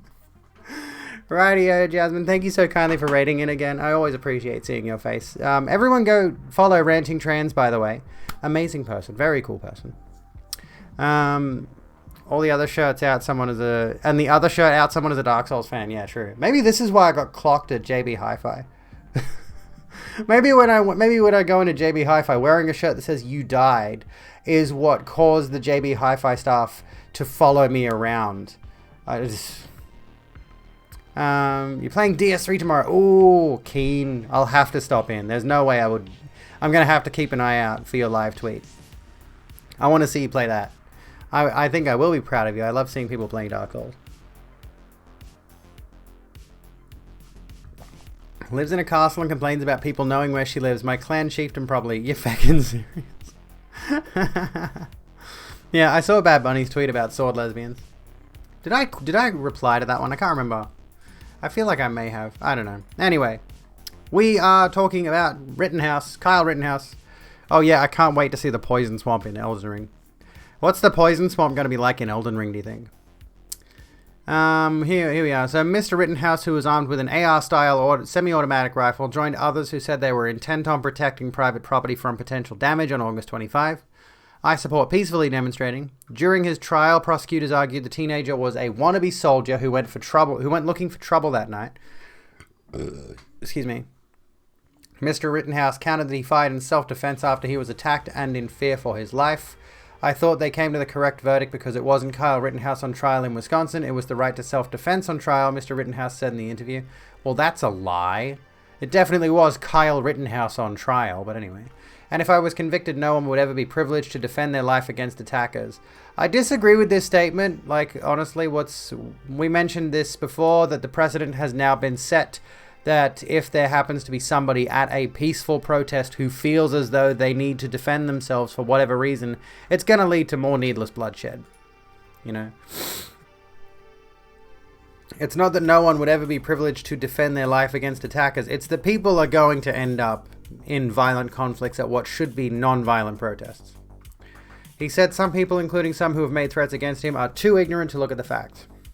The shooting quickly made Mr. Rittenhouse a rallying cry for supporters of Second Amendment rights, the U.S. constitutional amendment that allows Americans to keep weapons, and those angered by the sometimes violent protests seen in some American cities after Mr. Floyd's death. Referring to George Floyd there. Mr. Rittenhouse was photographed in a bar before the trial with apparent members of the far-right Proud Boys. Mr. Rittenhouse's lawyers have said he is not a white supremacist. I'm not a racist person. I support the BLM movement. I support peacefully demonstrating, Mr. Rittenhouse told Carlson. Rittenhouse has lawyers looking at further action. Mr. Rittenhouse said he felt like he has been extremely defamed and hinted he may be taking action. I have really good lawyers who are taking care of that right now, he said. He also hit hard out at his former lawyers, John Pierce and Lynn Wood, who he said used him to promote a cause as they raised a US $2 million for his bail. Mr. Pierce said he had no comment. Mr. Wood said the foundation he heads, Fight Back Foundation, raised money for Mr. Rittenhouse's bail and publicly said the case was a Second Amendment issue. I was not an attorney, fucking hell, pushing for a cause, Mr. Wood said. Fight Back has a mission that includes the right to bear arms and self-defense. Rittenhouse studying to become a nurse. Yeah, I heard about this. Yeah. Mr. Rittenhouse told Carlson he wished the shooting in Kenosha would have never happened, but it did and we can't change that, he said. But how polarized it became is absolutely sickening, like right or left people using me for a cause that should never have been used as a cause. Mr. Rittenhouse said his life was different from what he had planned. He said he is taking college prerequisites to become a nurse and hopes to study on campus, but is now also thinking about studying law. He plans to move from the Midwestern United States, but is not exactly sure where he will go. I'm going to go lay low and live my life and enjoy it, he said. A jury last Friday found Mr. Rittenhouse not guilty on charges of homicide, attempted homicide, and reckless endangering in the deaths of Joseph Rosenbaum, 36, Anthony Huber, 26, and the wounding of Gage Grosskreutz, now 28. There we go. Arm the poor. So there's like a basic breakdown of everything that happened. Well, not everything, obviously, but it's some of it, you know. The general gist. Becoming famous for shooting someone in public into I'm woke is not a good precedent. Precisely. Yeah. Saw right-wings on Twitter actually turn on Rittenhouse for saying he supports BLM. I feel like this kid's in for a pretty rough trot moving forward. Especially if he's going to be, you know, going into something like study. He's going to be surrounded by people. Like, no one's not going to know who Kyle Rittenhouse is. This is international news. He's, good luck to him with the whole laying low thing. If you go far enough, if you go far left enough, you get your guns back. The first responsibility of anyone taking up arms to defend themselves is not deliberately put themselves in a position where self-defense may be necessary. Yes, exactly. Repeal the Second Amendment. Hello, Mythic. How you doing? And yes, arm the poor. FBI is run by the KKK, so not sure what could possibly go wrong. If I were in college and Kyle Rittenhouse was just walking around the quad, I'd be like, fuck. I mean, given how many people, like, there are a number of people you've seen, I'm sure, that look almost identical to a number of celebrities, right? And if you strip away, like, all of the glitz and glamour, I mean, this is a bit different because Kyle Rittenhouse isn't really a celebrity. And we've seen all these photos of him just wearing a suit. Like, he's not got his hair done and he's not wearing, like, a full face of makeup and all this. But generally speaking, you know, there are a lot of people out there who look virtually identical to other people. You could just, like, you know, if he changes his name, grows some facial hair, grows his hair out, he could conceal his identity. But, you know. That Rittenhouse article confuses me. I want it to be true that his experience in the court makes him more left, but man, it's confusing. I saw right-wingers saying he was a false flagger on Twitter. It's a whole mess, honestly. The whole thing, and this is, like, kind of why I was hesitant to look at it as the case was ongoing. I should have covered it while it was ongoing. But for reasons that escape me. He's going to ride his infamy? Probably. There was a good Onion headline that was something like, Kyle Rittenhouse sentenced to 45 years of CPAC appearances. Which, I mean, wouldn't shock me, honestly. We'll see what happens, but it seems like there are at least a few who want to make an angel or a devil out of him, so who knows. Can you imagine having to do a group assignment and getting paired with Kyle Rittenhouse? And yeah, he was flashing the OK sign with a bunch of Proud Boys. Like, I just honestly, I wouldn't take anything he has to say seriously, especially given he's like, what, 18? You know, he's at that age right now, especially with all of this going on. It's got to do a number on a person's head, honestly. Um, FBI monitors and manages shooters. Manages them. Do we have any, like... Do we have anything to back that up by any chance? Don't buy his take on BLM. He can say anything to rehabilitate his image. I mean, yeah. I mean, that's the thing, right? And I think that's the way he sees it. Is he thinks if he just does this huge political pivot away from the far right, it's going to save him. But I think everybody's looking at him right now through very, very skeptical lenses. Yeah, his politics are what's getting me attention right now. And in this particular circumstance, he's looking at the situation thinking, oh shit, everyone sees me as a white supremacist. Better pivot that. Better flip it on its axis. The best way I can get out of this situation is to say I support BLM and peaceful protesting and yada, yada, yada. And I think, like, rightly so, a lot of people are going to look at him and be skeptical of anything he has to say. There's already dueling grift situation regarding Rittenhouse's bail money. I'm definitely expecting him to go into the right-wing griftosphere. He could. Kyle, what a fucking liar. I'm not going to read that whole thing. I could read the whole thing though. Do I read the whole thing though? I don't know. Do I read it all? Do I read the whole meme or not? I don't know. Hang on a sec. I just want to check something. So...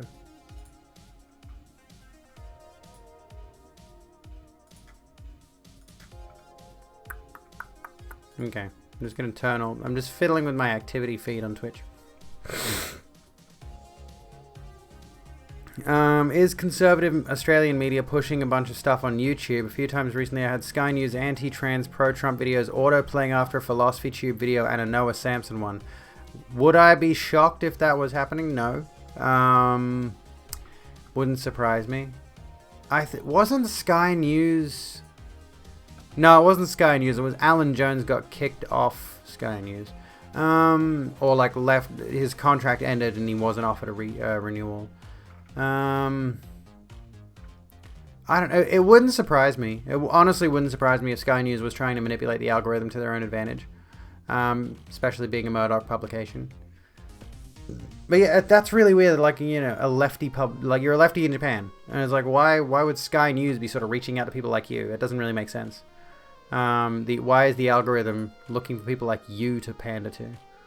That being said, if I go to, for example, if I scroll down to news, where's news? How do I find news? Explore? If I explore news, I'm probably going to find Sky News in there. 7 News Australia, 9 News Australia, ABC. Oh yeah, Sky News is the first one. That's listed here. The first channel listed here in the news section. If I click on news, conscience vote should be permitted for religious freedom bill. Let's talk about the religious freedom bill. We have an article about this. Not Australian and not that political inclination. It is a bit strange. It is a bit strange. But here's the thing. Like, I've got an account on Facebook that does not follow anything except streamer groups. Right? I don't interact with anything on that Facebook page except streamer groups. And because that account does so little other than post in those streamer groups, Facebook doesn't know how to recommend things to it. Facebook doesn't know what to give that page for recommendations. And a few of the most notable examples of things that I've been recommended to people like Joe Rogan, Ben Shapiro, Steven Crowder, notably a bunch of very popular right-wing commentators, and then a bunch of like associated, incredibly popular platforms, companies. I don't know what else you'd say. I have seen stuff like TED crop up on there as well, but still, just generally speaking, I've noticed on this account that doesn't have any particular algorithmic slant one way or the other, it's recommending a whole lot of right-wing stuff for no good reason. You know, I haven't interacted with any of that at all, so there's no reason for it to recommend me Ben Shapiro, yet it does. Which is incredibly creepy, and it really just paints the picture that honestly, right-wing publications tend to have a lot of money. They do. They have a lot of money, and they're going to just throw as much money at advertising as possible, which tends to lead to people who are not, who've not already got like a little algorithmic slant in their favor, being recommended stuff like that. It's definitely a money push thing to manipulate the algorithms. Yes. His crying act is what got me pissed. Fake ass tears. One thing we need to fix in our society is being able to meaningfully rehabilitate people. If we can't, we're just perpetuating retributive justice, which can have people who are progressive still allowing for prisons to still exist, which disproportionately harms BIPOC. BIPOC, I should say. And I 100% agree. Yes, like we don't have any meaningful rehabilitation systems here. In the modern world, you know, the prison system is allowed to perpetuate because we allow it to perpetuate. Because a lot of society wants to get angry at people like Rittenhouse and see them thrown behind bars instead of helping them onto a better way of things. But unfortunately, some people do commit crimes that are so heinous that many people can't see a way out of that, can't see a way to fix that beyond harming the person involved, you know. Half the money is Murdoch, the other half is Kosh. Is it Kosh? Coke? What is it? Cock? Anyway. Let me see here. So, on the subject of the discrimination bill, let's talk about that for a moment. Pronounced Coke. Okay. I think I've heard that before, yeah. PM to personally introduce religious discrimination bill as moderate liberals remain concerned with details. Prime Minister Scott Morrison will personally introduce his watered-down religious discrimination bill into the federal parliament, even though some of his moderate MPs still question the need for the legislation. The bill was promised by the coalition government in the wake of the same-sex marriage debate in 2017 to provide extra protection for people of faith. It was a pledge that was taken to the last election. The legislation, which was finally released publicly on Tuesday afternoon, aims to ensure Australians who make statements of belief get extra protection from existing state-based discrimination laws. It states that moderate religious beliefs are not discriminatory so long as they are not made in a malicious way and that a reasonable person would not think they would threaten, intimidate, harass, or vilify a person or group. This, if I'm not mistaken, is the bill that had the tacked-on Israel fallout clause, which is already a fucking yikes and a half, Jesus Christ. For those of you out of the loop, Israel Folau is the guy who said that gay people will burn in hell for eternity and then tried to claim that it was his religious right to say that. All the gays are gonna burn in hell and be tortured forever. And then he got fired and he got angry about that for some reason. Anyway. The bill also ensures institutions run by religious organizations like schools will be able to prioritize or give preference to the employment of people from the same faith. For example, it is not discrimination for a religious primary school to require all of its staff and students to practice that religion if such a requirement is necessary to avoid injury to the religious susceptibilities of people of that religion, the bill states. It is not discrimination for a religious hospital, aged care facility, accommodation provider, or disability service provider to seek to preserve a religious ethos amongst its staff by making faith-based decisions in relation to employment. The Rogue Room appreciates thank your you so kindly, recommendation. Lillian, for the host. It's my religious right to kick him in the balls. When the Religious Freedoms Discrimination Bill was first proposed a few years ago, I remember my old principal from high school went on Triple J's Hack to argue why he should be able to discriminate against LGBT plus people. Oof. Holy shit. That's fucking grim. Oh my god. You accidentally clicked that because your page was loading. That's all good. It's okay. Here in Norway, we do generally aim for rehabilitative approaches, but there are cases where the safety of the public are overriding consideration. ABB received 21 years of prison, the maximum possible, but it's likely to be held for the safety of others for the rest of his life. Oh, Anders Behring Breivik, yes. Can't say that isn't fair considering how he acted and what he believes. True. How to get this billboard to start an Islamic school. That'll never happen in Australia, I guarantee you, for numerous reasons. Anyway, similarly, institutions will get extra protections to ensure they're able to cater to their faith in a particular way. For example, a residential aged care facility or hospital does not discriminate by providing services to meet the needs, including dietary, cultural, and religious needs, of a minority religious group such as Jewish or Greek Orthodox residential aged care home, the bill explains. However, institutions must ensure their conduct is in accordance with a publicly available policy that clearly explains how religious views will be enforced. Moderate Liberals remain concerned with the discrimination bill. Despite receiving assurances from ministers, several moderate Liberal backbenchers raised concerns about the legislation in a party room meeting on Tuesday.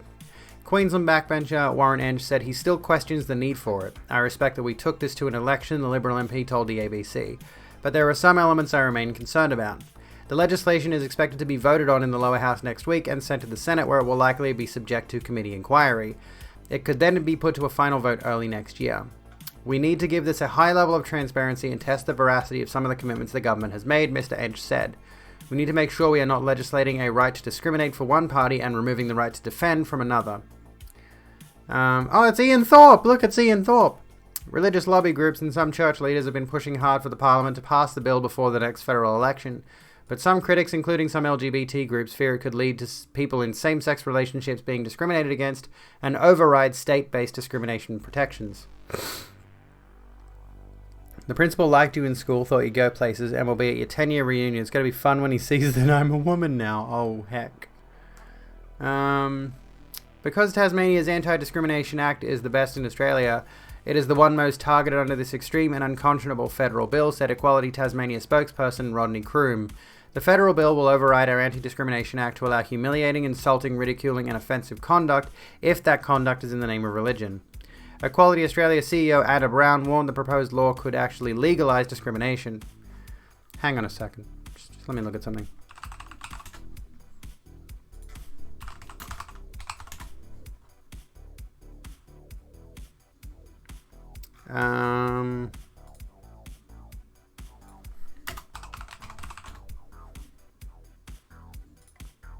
Here we go. No, I don't follow her. Okay.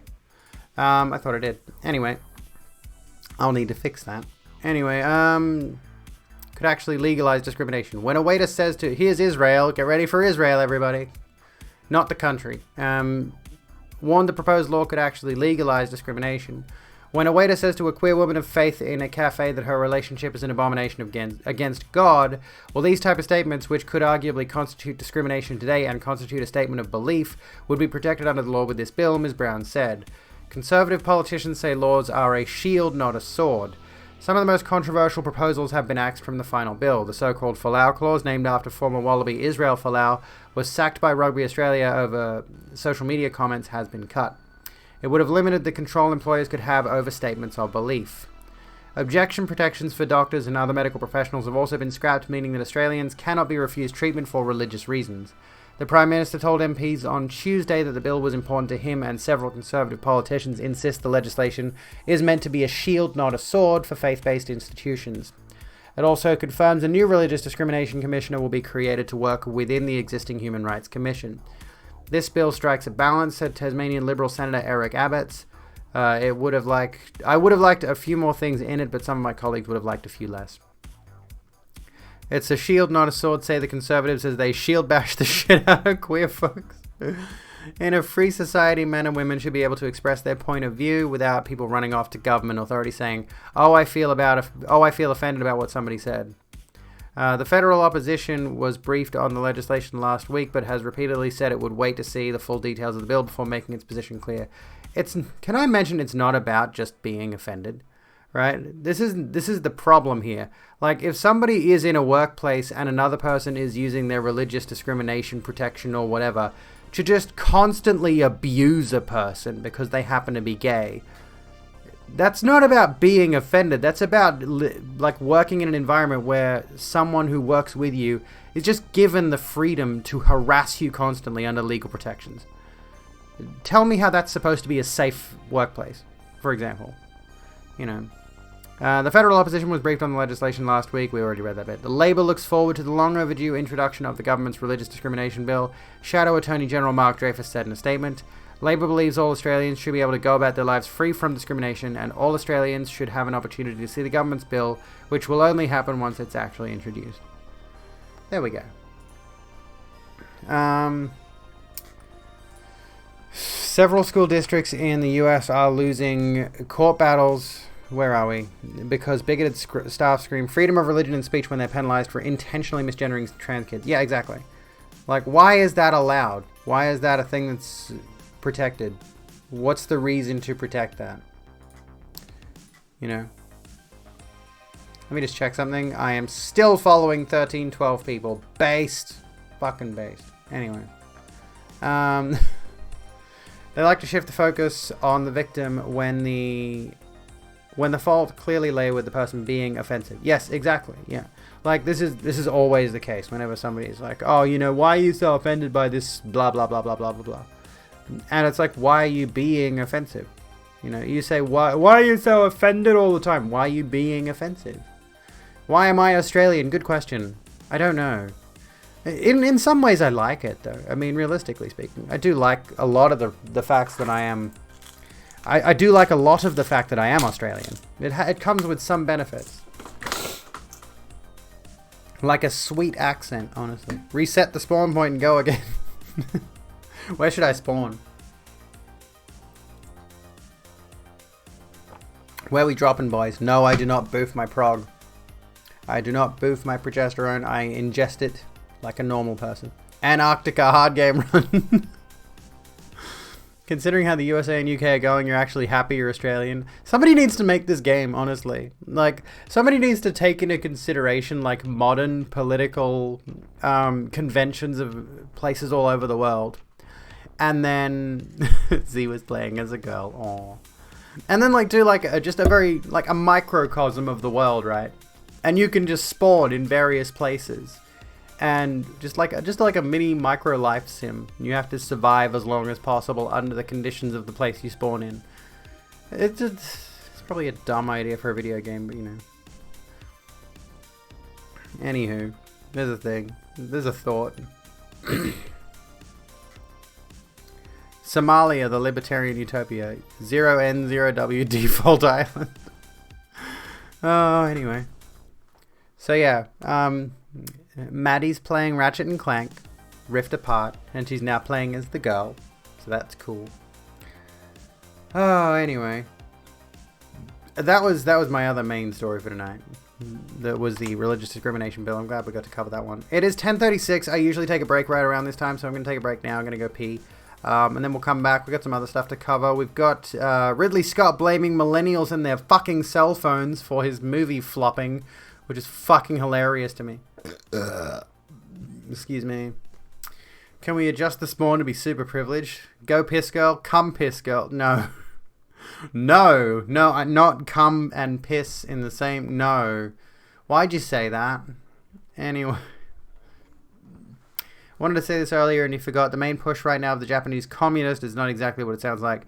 Party at the moment is LGBT rights. Wanted to send you an image of their posters because it looks cool. Going to send it on Twitter sounds good. Yes, Ridley Scott had a movie out called The Last Duel, and no one heard about it because the marketing was shit. Anyway, we'll come back to that. Don't go away, folks. I love your faces. Talk amongst yourselves and be kind to each other while you are doing so.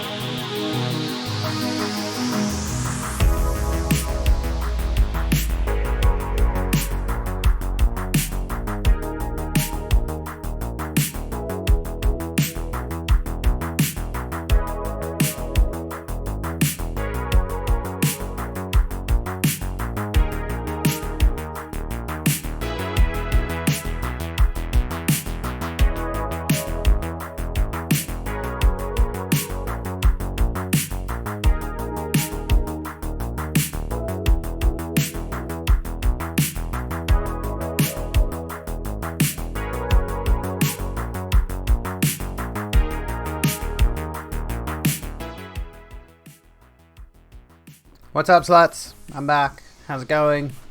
We got a drinky. We got drinky. Look at this. Look at this sub goal up here. Look at this pathetic sub goal. At 2 out of 5 subs. Daily sub goal. 2 out of 5 subs. What will it take to hit 3 more subs? It's good to blame the kids for all the social media. Well, maybe shitting on Ridley Scott is exactly what we need to get me those last few subs. I demand more. I should have more. Yeah, it's about... Is it about 24? Yeah, it is about $24 Australian to get me to that sub goal. I reckon that's not too much. That's not a lot to ask for, honestly. Anyway. Ridley Scott blames millennials and their fucking cell phones for the last Duel flop. It's these dang kids and their cellular telephones. Ridley Scott's The Last Duel is, according to critics and moviegoers alike, a very good movie. The film has an 85% from critics on Rotten Tomatoes, and the audience score isn't far behind. The movie tanked at the box office though, and Scott says it's all because of smartphones, via The Hollywood Reporter. Enjoy your membership. Hey, Jade.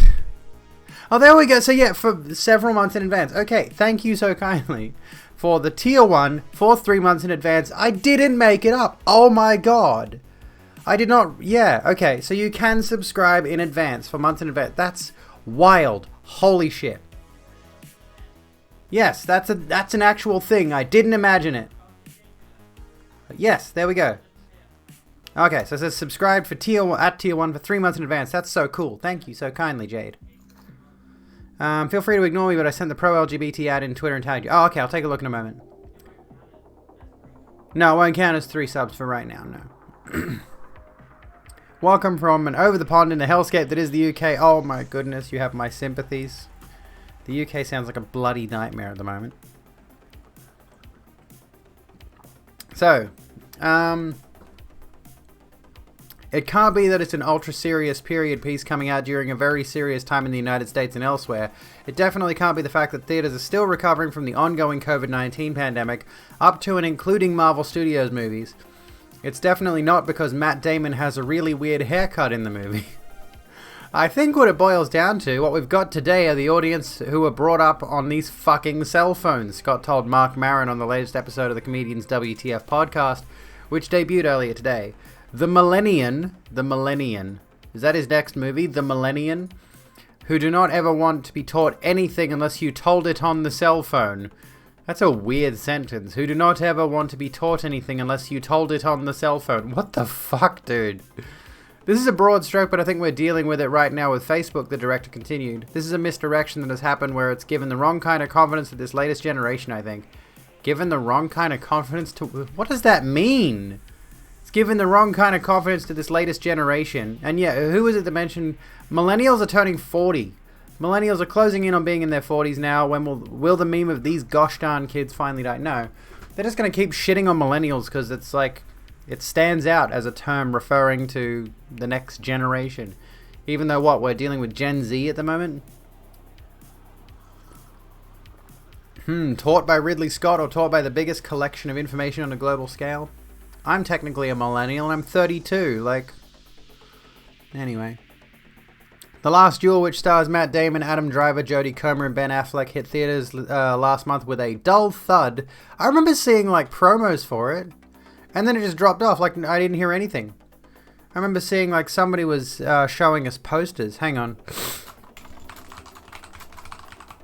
Somebody tweeted out these posters for The Last Duel, right? Okay, so we've got like these. We got these posters here, like we got Adam Driver's character. He looks a bit, you know, dirty and rough. We got Ben Affleck looking like this. Yeah, he does have a really dumb haircut. We got Matt Damon, again, really, you know, rough and tumble. And then we got Jodie Comer, who looks like she's been put through a fucking Instagram filter. She, like, in this period piece, here she is, like, what the fuck is that? Jodie Comer? What is this? Why is there not a single detail in her face? What the fuck, dude? Holy shit. Anyway, moving on.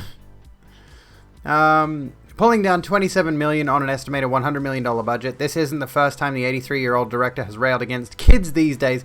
He's 80 fucking 3. She was born of an airbrush. Back in 2017, Ridley Scott said that he would rather keep making smart films than make superhero movies, pausing only long enough to call his beloved sci-fi film Blade Runner a comic strip and to say that cinema is mainly pretty bad. The director's filmography includes beloved films like Gladiator, The Martian, and Alien, as well as Alien Covenant, a film where... a film... What happened there? A film where... What? Is there a joke I'm missing? Is that a joke? Is that a reference to something? Or did they just forget to add the rest of that paragraph in? Indeed, huge blockbusters have a big draw at theaters, but the COVID-19 pandemic has only served to exacerbate this. It's one thing to go to the theater for a known quantity like Marvel Studios or Ghostbusters, but a period piece is going to be the kind of thing where people are tempted to wait on. It'll be on streaming before too long, and there just isn't any of the FOMO associated with a standalone movie like this.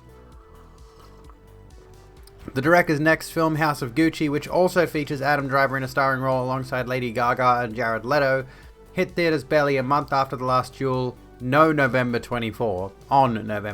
David Lynch wrote that paragraph. Just cuts off for the hell of it.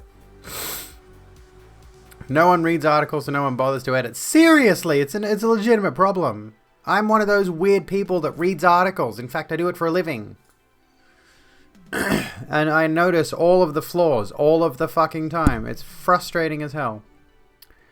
A film where you learn what happens after you pay your editors more. This looks like Game of Thrones if you removed literally anything intriguing or fantasy themed like dragons or magic, green fire-based terrorist attacks. I think it's based on a true story.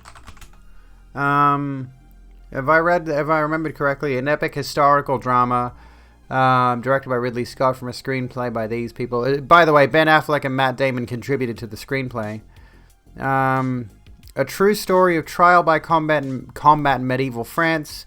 Film stars Matt Damon as Jean de Carouge, a knight who challenges his friend Squire Jacques Legris, I don't know, to a judicial duel after Jean de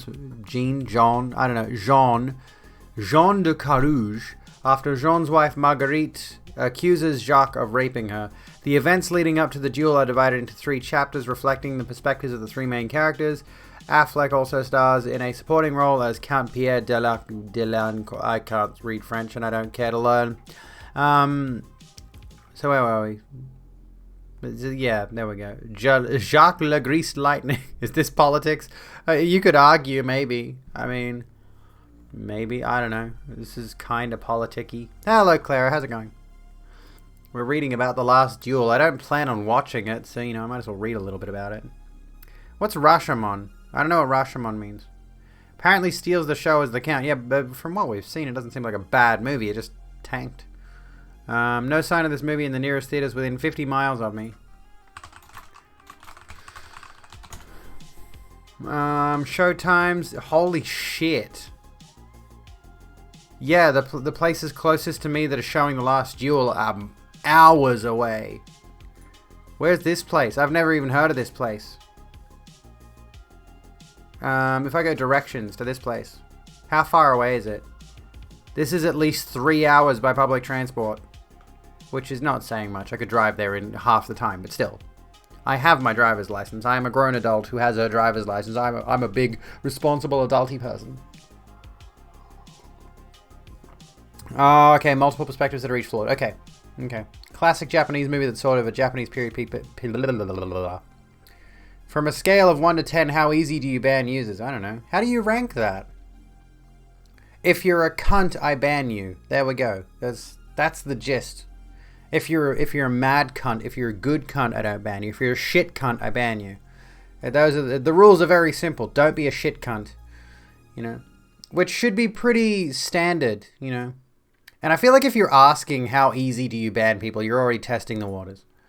So anyway, what are we looking at here? There's some more news we could look at. We could react to some news videos. No, I don't want to click on that. Go away. Shut up, whatever your name is. I know what that news reader's name is. I forget what it is at the moment, though. That's why you wipe front to back. Australia, where cunt is a term of endearment. Where we call our cunts mate and our mates cunt. Never watch medieval stuff with me. I nitpick the fuck out of everything. That sounds amazing, honestly. We're watching some medieval shit whenever we meet up. Whenever that happens, we're watching some medieval shit. There's a bunch of Sky News videos here. Holy shit. We don't want to watch that. Forensic evidence behind the arrest in the missing Victorian campus case. I'm looking at like the news section on YouTube. Palaszczuk's $150 COVID PCR test mandate. There's so much of it is Sky News. Look at this. Sky News Australia, Sky News Australia, Sky News Australia, Sky News Australia, Sky News Australia. Top stories. The first top story is Sky News. Other top stories are 7, 9. There's Sky News again. Sky News again. No ABC News there, I've noticed in the top stories. Oh, there's one. Domestic travellers don't have to pay for COVID-19 tests. There's another one. Saxon Mullins hails passage of affirmative consent laws. What's affirmative consent laws? Hang on. Maybe YouTube News isn't the best source. No, probably not. What is it? I don't know what affirmative consent laws are. Around sexual consent, meaning people who plan to have sex with others must do one thing before going ahead. Stop trying to play an ad. Okay, people in New South Wales. This is, forgive me, this is news.com.au, so, you know, cast your doubts now if you have them. This is the first I'm hearing of this. I do remember hearing something about Grace Tame, though, which we could look into. Because Grace Tame has been a subject of public discourse here in Australia for a while. People in New South Wales who plan to have sex will need to take active steps to make sure the other person is on board under new consent laws passed on Tuesday. The new rules mean a person can't reasonably believe,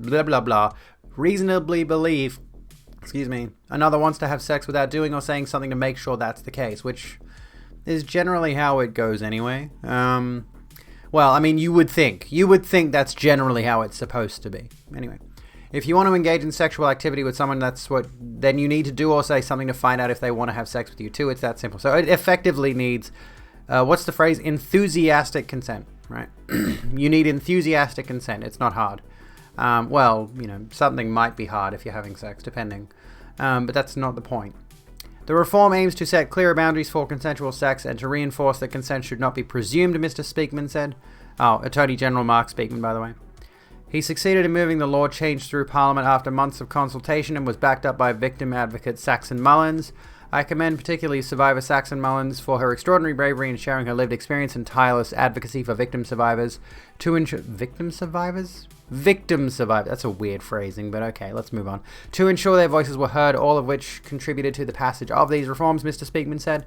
Ms. Mullins tweeted after the law passed, every survivor and expert who helped this through changed the world today. Not sure if I want to cry, dance, or drink champagne. Think I'm going to do a combination of all three, she added. The change will mean a person who does and says nothing, for example, if they freeze due to fear, does not consent to sex. Holy shit, why does that need to be published into law? You would think that would be...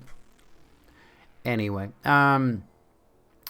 it also means an accused person cannot reasonably believe the victim consented just because they didn't say no. Mr. Speakman also said juries would be informed about common misconceptions about sexual assault as part of a reform package. The government will also educate judges, legal professionals, and police on new laws ahead of mid-2022 when they will begin being implemented. Sexual assault is the only crime that's on the rise in New South Wales, according to the latest quarterly crime report by the New South Wales Bureau of Crime Statistics and Research. That's fucking terrifying. However, one might argue... Okay, I'm just going to throw this out there.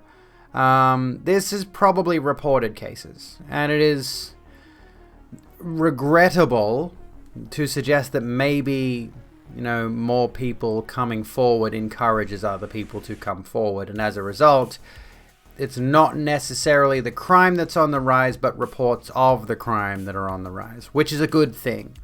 You know, the more reports there are on this kind of thing, the safer the general community can be when it comes to sexual assault. If we have more awareness of these things, it can... It's honestly a horrible thing to say. It's a horrible thing to comment on. Anyway, you'd think, but Victoria has no law against sex via coercion. What the fuck? Also, like, the weird laws in the UK about rape, like, rape can only be penetrative forceful sex by a penis. Like, that's the definition over there. I hope those laws are changing. Anyway. Sexual assault was up by 21% in the 24 months to June. All other crime categories had gone down or were stable. It's a devastating crime that affects mainly women, with 1 in 6 women in Australia reporting they had suffered sexual assault, according to the Australian Institute of Health and Welfare. The perpetrators are nearly always men. In 2018-2019, 97% of sexual assault offenders were male, the AIHW said in a fact sheet published last year. But the rate of conviction for sexual assault is low, with only 19% of incidents reported to New South Wales Police in 2019 leading to charges, which is horrendous. But there we go. Affirmative consent laws. Enthusiastic consent is now in the law, which is a good thing. Step in the right direction. You know. Nothing is sexier than lifting someone's chin to look in their eyes and say, I want you and you want me. Just a simple prompt they can say no to. If they do or their yes isn't enthusiastic, pull away. Yes, exactly. It's that simple. Consent, it really is that simple. These laws seem good even if they shouldn't be necessary. If anything, it raises awareness about consent. Like, honestly, a thing that stuck out to me personally was this line here. Go away. I don't want to... No. Where was it? Juries would be informed about common misconceptions about sexual assault as part of a reform package. That kind of worries me, honestly. This idea that, you know, we're looking at sexual assault and reframing the laws around it so that enthusiastic consent is literally legally binding. As it well should be. And regrettably, there are a lot of people who, yeah, the common misconceptions around enthusiastic consent are just like inferred or implied consent.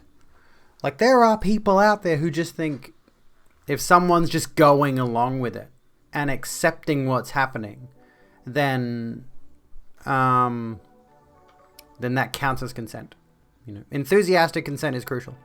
Would I ever do voice acting? I strongly considered it for a time if the opportunity were available, yes, but I don't have any formal training, so probably not. There are people who still think wearing a sexy dress means she's asking for it, quite literally.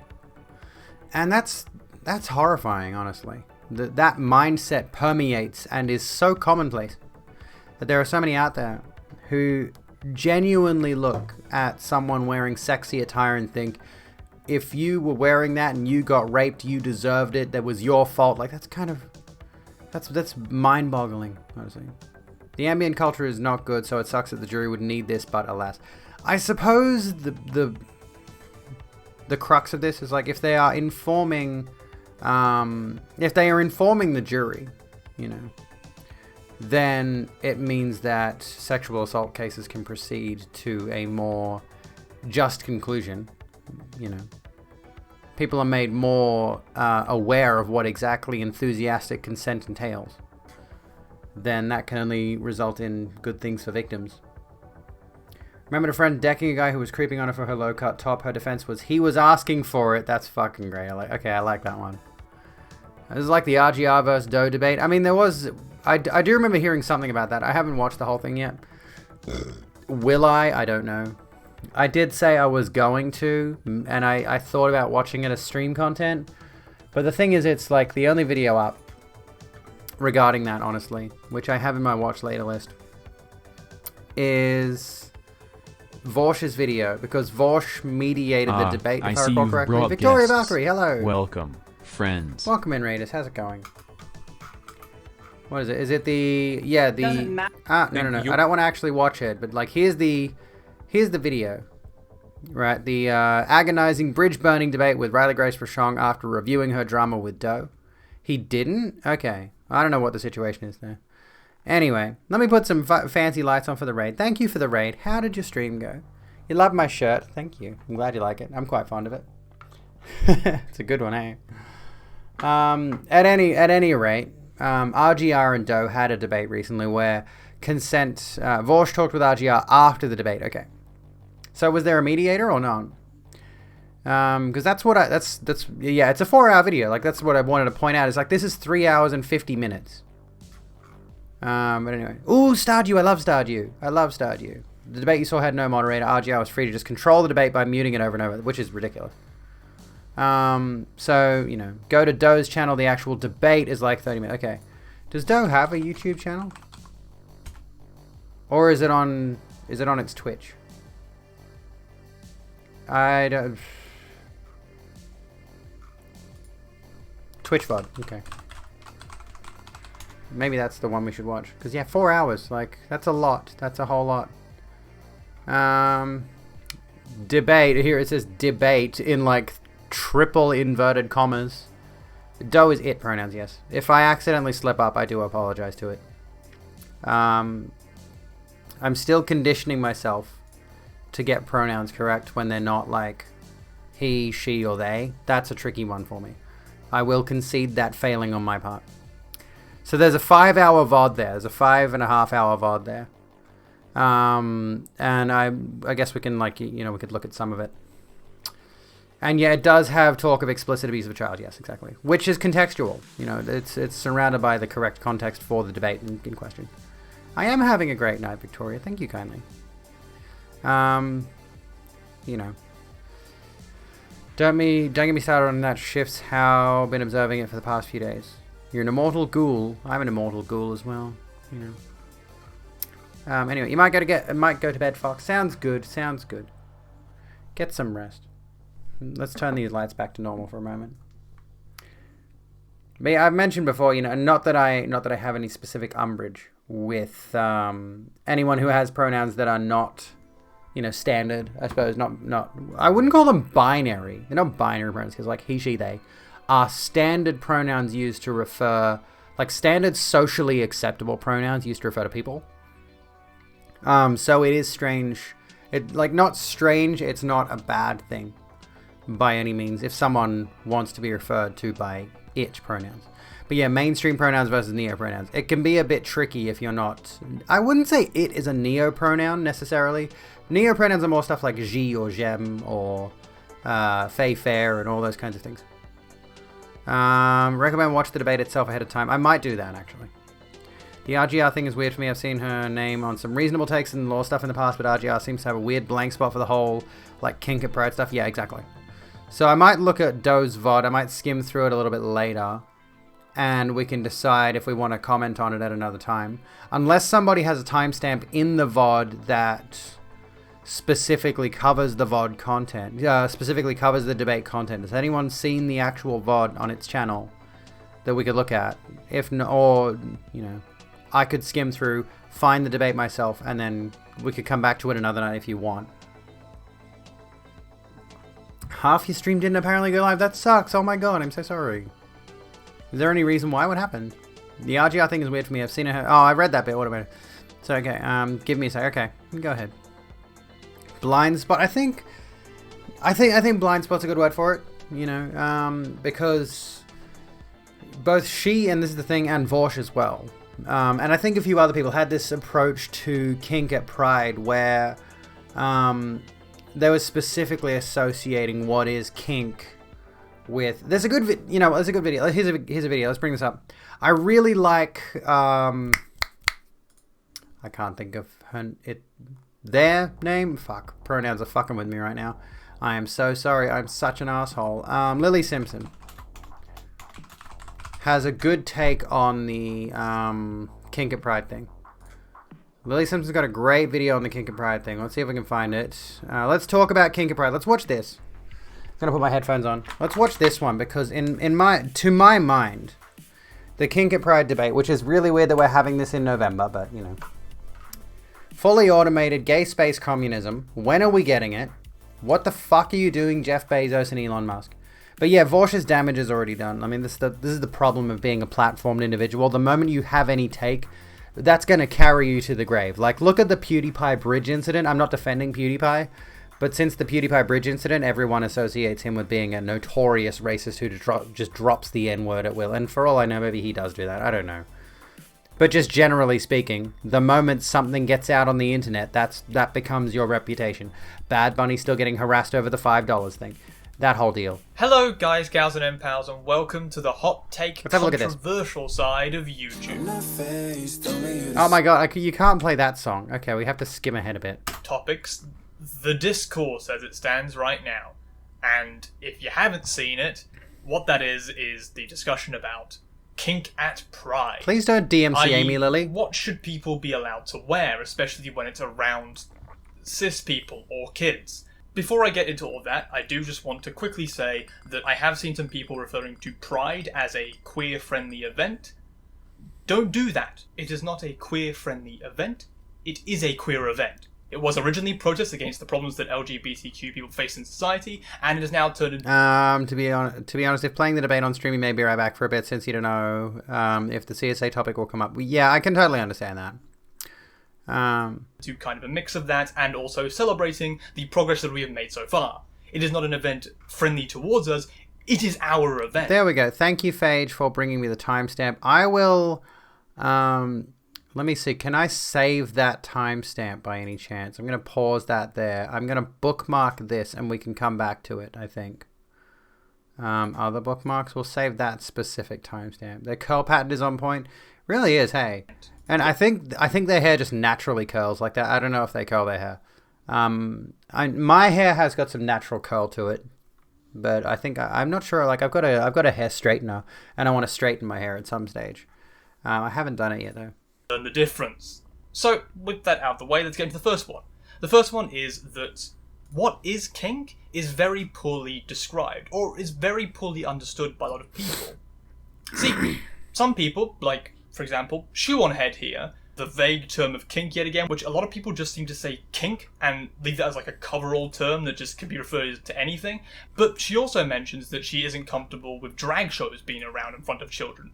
I assume that also means that they are too sexual or too kinky as well, which I heavily disagree with. We've gone long strides, especially towards making it so that drag shows or drag is something that people are more and more realizing isn't automatically sexual. I can think, for example, the great strides of drag queen story times in many libraries around the world, where drag queens will do this sort of performance of a children's story to a child audience, and that helps to break down the sort of barriers of what people perceive. RGR, kink is when people get off, or when people can get off. If I recall correctly, and I haven't seen the debate, but what I've been seeing people talking about is that Riley Grace Rochon was literally arguing that if you're around walking barefoot, that counts as what's it called, like exposing people to your foot fetish, or if there are people who have a foot fetish around you and you're walking around barefoot, that's exposing kink. And I'm like, what the fuck kind of take is that? People are barefoot all the fucking time. Drag queens as, which, if you don't know, was originally a very sexualized thing. They were considered to be a perverse fetish thing that queer people did off to the side, away from good, decent, cis-het society. And we've taken great strides to move that back into the more, well, actually, it's a part of queer culture, and it's not something that is automatically sexual. Sure, sometimes it can be done in a sexual way, but doesn't mean it's always sexual. If you just see it is a terminally online take, isn't it, honestly? And I thought I was terminally online. Holy shit. Barefoot equals foot fetish enabling Australians hysterical laughter. Like, if you and your partner are walking around in public barefoot and there are kids in the vicinity, that's pedophilia. Yeah, that was the take. It was something along those lines. It was ridiculous. Absolutely fucking ridiculous. Honestly. She needs to correct herself on that. It's close to you. A person walking around in drag, that's not sexual by itself.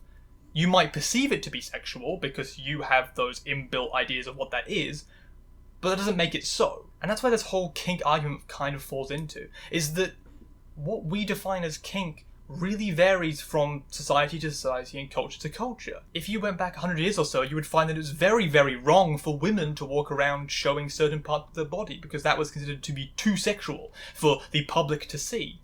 A thing that we have, over a long period of time, helped to fight back against, to fight for women to be able to wear whatever clothes they want to wear. And while that has seen great strides, obviously... Wait, okay, so anti-shoe action when returned to the pre-shoe age. Are we arguing for going barefoot, or are we arguing against June Lapine, otherwise known as Shoe on Head?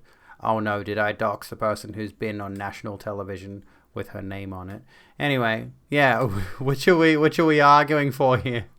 See, there still is a situation where a lot of women will be called slutty, or will be targeted for wearing specific clothes in public, because we have come very far, but not that. I hate to break it to you, but I actually like wearing shoes. It's comfortable. Her first name's not real. No, June. Her name is June. That far.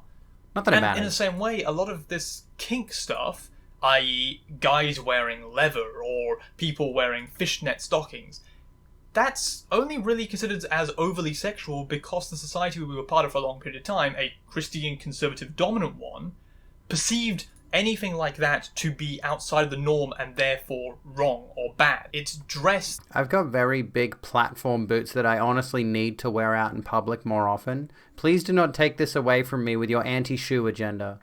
That, while also being sexual to some people, is perverse because of who it is associated with. And another problem here is that a lot of times the sexual stuff that is okay for children to see, the stuff that people don't mind so much, is the stuff that normally falls into the dominant, planters will normalized way of thinking.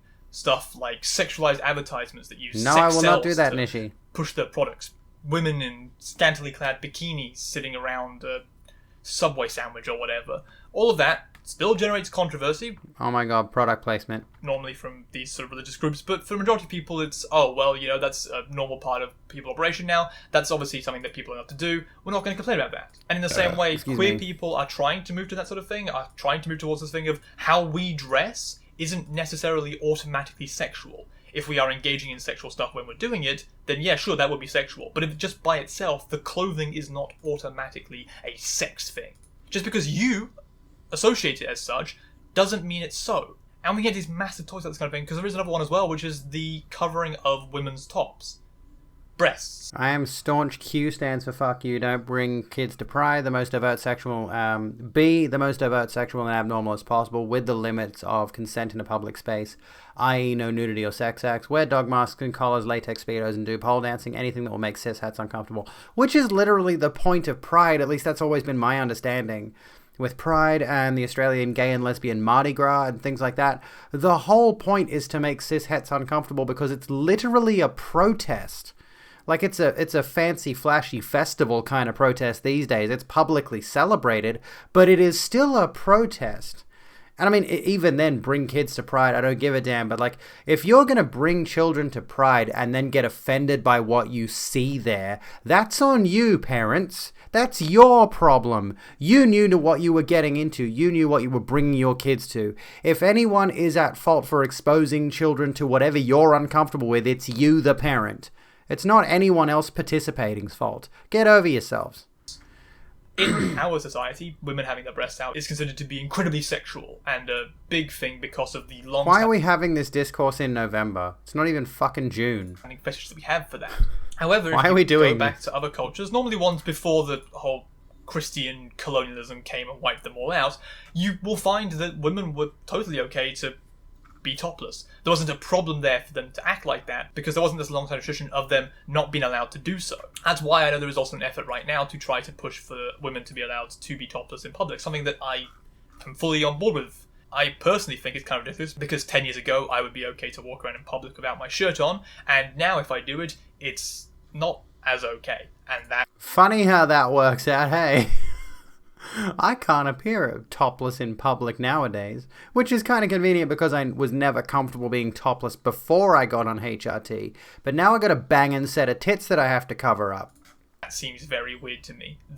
We're watching Lily Simpson, whose YouTube channel is Lily Simpson. There we go. There we go. Just because I've taken hormones and, you know, done all that kind of stuff, then all of a sudden I am no longer able to wear or dress in a particular way. I don't particularly like that as a concept. It seems kind of wrong. So that's my first point. The first point being that what is kink? What is normal? What is certain kinds of dress or costume that aren't necessarily sexual varies from person to person and is very hard to pin down as exactly something. And quite often the normalization of it in public spaces allows for it to move away from that sexual association. Number 2 is... Also, you hate how much people get angry about dick thongs or whatever. It's like really transphobic because, you know, those people don't give a shit to say about people with vaginas wearing small underwear. True. You have kids and you would bring them to Pride. You want them to grow up understanding LGBT stuff. I mean, yeah, like once... yeah, like gay and lesbian Mardi Gras, or maybe they've just changed it to just Mardi Gras or something. I don't know. But here in Australia, Mardi Gras is generally associated with what effectively amounts to a pride parade. Right, to my mind, to every exposure I've had to Mardi Gras in Australia as a concept, is a queer pride parade, right? And I take my kids to it, you know. I fully expect what they would see, and I want, you know, like both me and their other parent are queer people, so I fully expect they would be understanding of it as they grow older. Anyway, we're going to teach them about this stuff. They're going to have an understanding of it. But yeah, I want that to be normalized in their minds. I want them to have an understanding of these things. That queer identities are generally considered to be more kink or fetish than Technically, straight we can be ones. topless at There is Pride, a fucking general based. perception built Going to up Pride with for my long tits out. Let's decades go. of how people perceive queer identities. The visual they have I'll get filtered down pasties. through a society that was generally And wear hostile glitter. to us Pasties and glitter. has left them with purely just this idea that we are this sexualized identity. You know, that's why a lot of times the arguments that fall back on attacking them are normally, think of the children, because our very existence is considered to be not okay. It is considered to be too perverse for the eyes of the innocent, pure youth.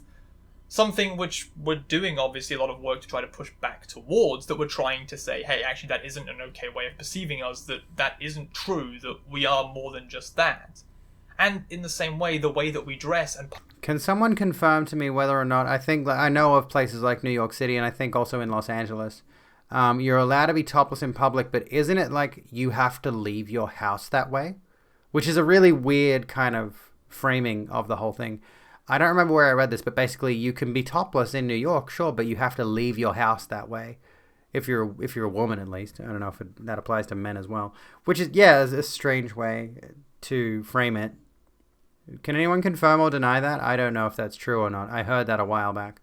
Don't think it's true in New York. Don't think you have to start topless. Okay. Maybe the law changed. Maybe. I don't know. But yeah, like the first time I heard that, it's like, okay, so it's kind of progressive, but what's with the weird, you have to leave your house in that fashion attachment to it? parts of our culture. How would you even prove that if a cop tried to pull you up on indecent exposure? It's like, oh yeah, actually I left my house with my tits out. Like, what? And our history are in that same way. Do they have sexual backgrounds, or do they have sexual connotations? Sure. The age of smartphones, just record yourself the entire time. Look, I'm leaving my house with my tits out. Probably. A lot of straight society also has many sexual connotations. Most things in straight society have a link to a sexual past or sexual history as well. Doesn't mean that they shouldn't be allowed to be seen or allowed to be out there in public. It just means doing the work to try to make sure that people don't automatically assume those things are sexual in their nature.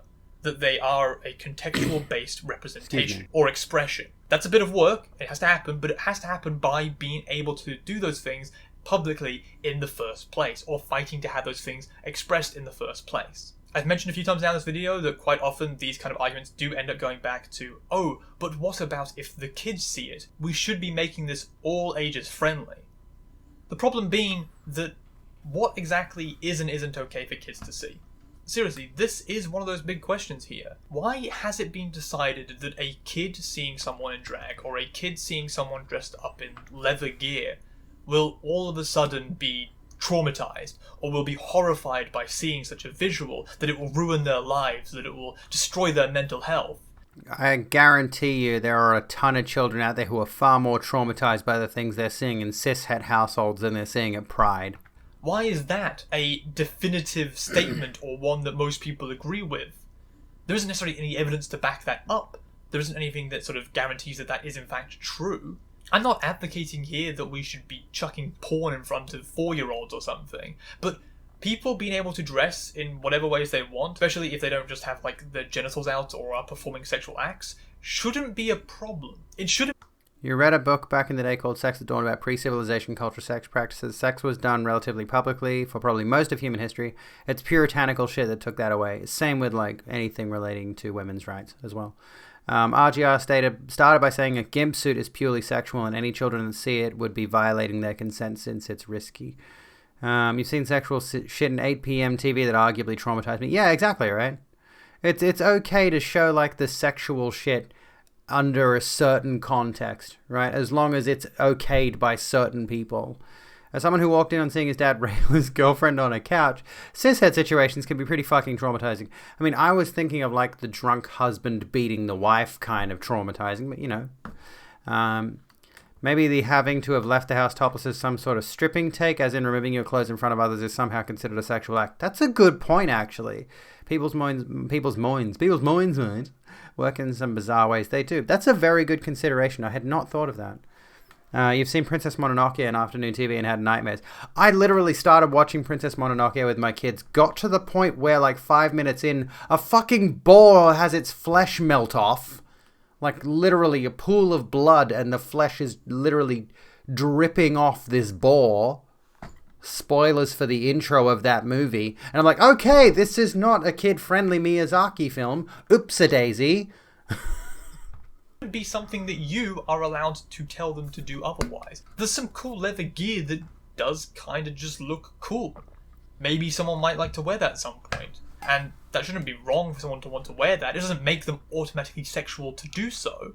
If someone wears fishnets and a corset, that shouldn't be automatically bad or something wrong for people to see. We've done a lot of work towards trying to argue that that isn't something that automatically... Also, I totally have a body horror fetish too. ...makes you deserving of harassment or deserving of sexual attention or sexual aggression. Also, Noir, I want to come to this point of like this. Some of us see a nipple from a very young age already. The sexualization of nipples is super fucking weird, especially when it comes to the issue of public breastfeeding. Like, a woman shouldn't get her breasts out, which are literally designed to feed a child, because they might sexually arouse people around us. Like, our society made it so that breasts and nipples are arousing, right? We culturally conditioned that into people by forcing women to cover up their breasts, right? So now a woman has difficulty breastfeeding in public in a lot of places because of puritanical ideas around the breast being a sexual object when it's literally not a sexual object. It's such a weird thing. That's what I end up falling down to. No one here is arguing that Pride should be a free-for-all orgy or whatever. But if you see someone at Pride wearing a leather costume or someone dressed up as a dog, does that really ruin your life or your children's lives to have seen that? That was, I believe, going to be the most contentious one, because I'm sure people would take those arguments and would take them into, like, oh, I'm saying that kids should be dressing up in... On the subject, who saw the video of... I saw this on Reddit. I don't have the link to it right now. Someone might have the link to it if they can think of what I'm thinking of. Basically, there's an action sequence of a bunch of like soldier-looking dudes breaking into some facility, some building or whatever, and they're fighting with these insurgent-looking types, and they're mowing each other down, and they're like there's like blood sprays. One dude gets like a hatch. I think some guy gets knifed to death several times, and then the video, it goes for like half a minute or something, and then the video cuts to two guys kissing. I think it actually stops for a second to show, like, to say something like, please be prepared for some disturbing footage, and it cuts to two guys kissing. And like all the people who are committing the violence, the horrible atrocities, just stop and look at these two blokes kissing. It's like, did this offend you? Did this upset you or whatever? It's just so weird how, yeah, we come back around to like the Puritanism thing around like guys kissing. But all of this ultra-violence that you just saw seconds ago, you know, is totally fine. You're totally fine to watch that kind of shit. Anyway, that kind of message. You're pretty late with this news. Yeah, exactly. I mean, I'm late with the news too. I knew it happened, but who fucking cares? Fetish or kink gear. That's not what we're talking my about. argument is more that the idea of kink or fetish gear is poorly defined, and that it is a constraining moral norm. People in Reddit on that video are all, to be fair, they're kissing very sexually. Holy shit. We've carried on over from a Christian conservative society where we're still holding on to these ideas that certain dresses and certain costumes are automatically inherently sexual because of who they're associated with. When we should be moving towards this idea of people can wear whatever they want. And if whatever they're wearing is something that they do in private, in a sexual manner, fine. Power to them. If they are wearing it in public, though, and they're not doing anything sexual with it, then it's just a costume. It's just an outfit. There's nothing wrong with that. Or there shouldn't be anything wrong with that. So that was this video. I admit I did ramble a little bit there, but I'm hoping that the point I was trying to get across here, the arguments I was trying to make, were at least somewhat coherent, and that you somewhat got them. If you did, that's fantastic. It's great. It's what I'm here to do. And if you really like them, you can obviously like, share, subscribe, comment, all that stuff, or pay me on my Patreon, which is how I get money from these videos, because I don't get... On the subject of like just rambling incoherently, which is like 90% of my stream content, can we talk about how Lily just managed to just very cogently get that whole thing done in like 10 minutes, roughly 10 minutes. It was an incredible video to go back to. I love that one. It was hot, but they were really passionate. But the point is that we are uncomfortable with people's affection, but not with brutal violence. Yeah, exactly.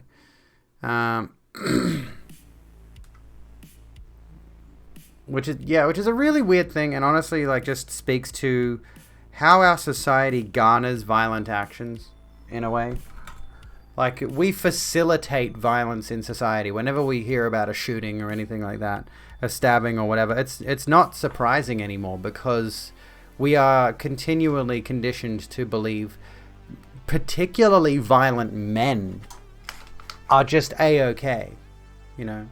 How many movies have you seen where it's just a guy with violent tendencies going on a violent rampage, right? And we're just totally cool with that. We're just like, yep, that's fine, that's good, that's dandy. We think this character is like really cool and badass and just super good at killing people. And then when it actually happens, hello Ambi, how you going? When a violent action actually happens, there are inevitably going to be people who are like, oh wow, based. And it's like, what the fuck? And it's because, you know, we are generally conditioned to just go along with this shit. Natural Born Killers is one of your favorite movies about this. I might have to check that one out. I've never seen it. Baron David Wolfson, a Tory MP who is the Minister of Justice, argued a ban on non-consensual snaps of breastfeeding women could spoil family porn. What does that mean? I'm very concerned with that wording. What's family porn? Oh, good lord. Non-consensual breastfeeding? Non-consensual snaps of breastfeeding. Still, what? What is that about? Yeah, what's that about? I'm confused. What's the comment? What? My brain hurt. About this guy and his GF who are serial killers going across America on a killing spree and they're worshipped as like the hottest celebrities. Oh, okay. I'll have to check that out. Like the mum probably consents to feeding her baby. The baby definitely consents to being fed. So porn made in Alabama. Turf Island being normal. You watched V for Vendetta for the first time the other day with some friends who liked it from a long time ago. It was like that. The whole romanticizing of Stockholm Syndrome had me really uncomfortable. Yeah. That's a weird thing too, hey. Got a dip. You got physio in the morning. Got to prepare for the owl. Radio Looper. Have a good one. Get some rest. There are a number of movies. There are a number of like movies, video games, all sorts of stories. Isn't Stockholm Syndrome debunked? I don't know. Is it? I haven't looked that deeply into it, honestly. Bill was suggested that would criminalize people photographing, for fuck's sake, photographing women who are breastfeeding without the woman's consent. And the Minister of Justice argued against it. So that's just reactionary politics, basically. Which is, yeah. Think it was debunked. Let's have a look. Let's see if we can find something. Hello, Seaweed. How are you? Was it debunked? I feel like I read something about this recently. Oh, here we go. Excuse me. Stockholm Syndrome has never been included in the DSM, the standard tool for diagnosis of psychiatric illnesses and disorders in the US, mainly due to a lack of consistent body of academic research. The syndrome is rare. According to the FBI, about 5% of hostage victims show evidence of Stockholm Syndrome. So yeah, there's not enough evidence to suggest it's a real thing. The term was first used by the media in 1973 when 4 hostages were taken during a bank robbery in Stockholm, Sweden. The hostages defended their captors after being released and would not agree to testify in court against them. It was noted that in this case, however, the police were perceived... Hey, Soylent Green. It's people. It's people. Thank you so kindly for the 100 bits. This is why I'm not vegan, because Beyond Burger is actually Soylent Green. Agreed. Yes, it's scary out there. You're a bit tired and a bit stressed. Hopefully we can de-stress you a bit, Seaweed. You're not a professional either way. The movie romanticizing someone being kidnapped, tortured, and then for whatever reason falling in love with the kidnapper / torturer was disturbing. It really is. And honestly, there's a bunch of media out there that sort of leans in the same direction of like... 2 people, falling head over heels for each other after one person is categorically horrendous to the other. Like that movie Passengers, where Chris Pratt is in space on a spaceship and he wakes up a woman. Like he wakes up early from cryo, and then later on in the movie, because he's the only one awake, he gets lonely and he wakes up a pretty girl. And then there's this whole relationship that develops throughout the course of the rest of the movie. And you take out the early establishing moments of Chris Pratt living by himself, and you just jump straight to the point where he wakes up the woman. And it's a much creepier story. It's already a creepy storyline. It's already incredibly creepy, right? And the thing is, he lies to her from the outset. And he says, oh, both of us accidentally woke up in our pods, right? I woke up by accident. You woke up by accident. Like, the whole thing is incredibly fucked. And then later on, like, because he has this relationship with I'm just going to spoil the movie because I don't care. It's a shit movie. He tells the bartender robot, right? Oh, I woke up there's a girl. I think she's cute. I'm going to wake her up. The movie's called Passengers. I think it's called Passengers. And the robot basically tells Jennifer Lawrence's character. I literally can't remember the names of these characters. Anyway, like, honestly, the concept of it being a horror movie is much more appealing than it being a romantic movie. Romantic sci-fi drama or whatever. Like, the idea of it turning into this horror killer kind of whatever. Creepy guy wakes up a girl and then basically tries to manipulate her into romance. And then it turns into a, horror thriller set on a space station floating towards a star system. That's a really cool concept. But they didn't go that way. They really tried to sell you on this idea that his particularly... I wouldn't say... You could argue abusive, but that's not the word I'm looking for. She kills him in the end, gets lonely, wakes up another passenger in the final scene. That would be perfect. There's a lot of movies that romanticize weird, toxic, stalkery, or abusive, controlling relationship behavior towards women. Yeah, and what is that saying? And like, there's a lot of media both pandering towards women that sort of convince, like, it's designed to convince women this is normal behavior. And there's a lot of media geared towards men that do the same kind of thing. It's like, hey, men, if you want to get a girlfriend, you have to be a creepy stalker because they'll totally fall head over heels in love with you, ooh-woo. And it's like fucking gross and disturbing that this is such a normal thing. How did we get onto this topic? Anyway. Stockholm Syndrome, yeah. 50 Shades. 50 Shades is one of the worst for it. Anyway. Yeah, it's a... Oh, hello. Hi. What's up? Hello. Girlfriend's still got tons of drink left. I've finished mine. I've sculled mine. Pardon? Yeah? Fun? She's having fun playing Ratchet and Clank on the PlayStation 5, what we got today. Oh, we get hugs. We get hugs. Do hug. We can do hugs. Make sure I'm not showing off anything. Hello. Hi. See, I didn't have to... Oh, sorry. Did I stab you? My necklace. Are you okay? Sorry. Oh, no. Yeah. See, I didn't have to coerce her into a relationship. I just had to like be like chill and shit. Anyway. Am I chill? I'm chill, right? Yeah. Just give me a squinty face. What the fuck does that mean? Chill. Good morning, Doom. How's it going? Seems like you two might be gay. A little bit gay. Little bit hugely like femboys on HRT energy. No, I'm kidding. Thank you for continuing your membership. Riverbait Pumpkin Peepo.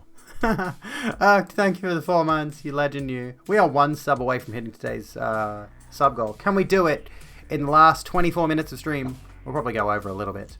In the Stockholm case, the hostages in question didn't so much defend the hostage takers. They more didn't cooperate with the cops after the situation, as the cops actively made the situation worse as it was ongoing, and were willing to let the hostages die to get the hostage takers. I see. Willing to let the hostages die to get the hostage takers. Okay. Which throws a lot of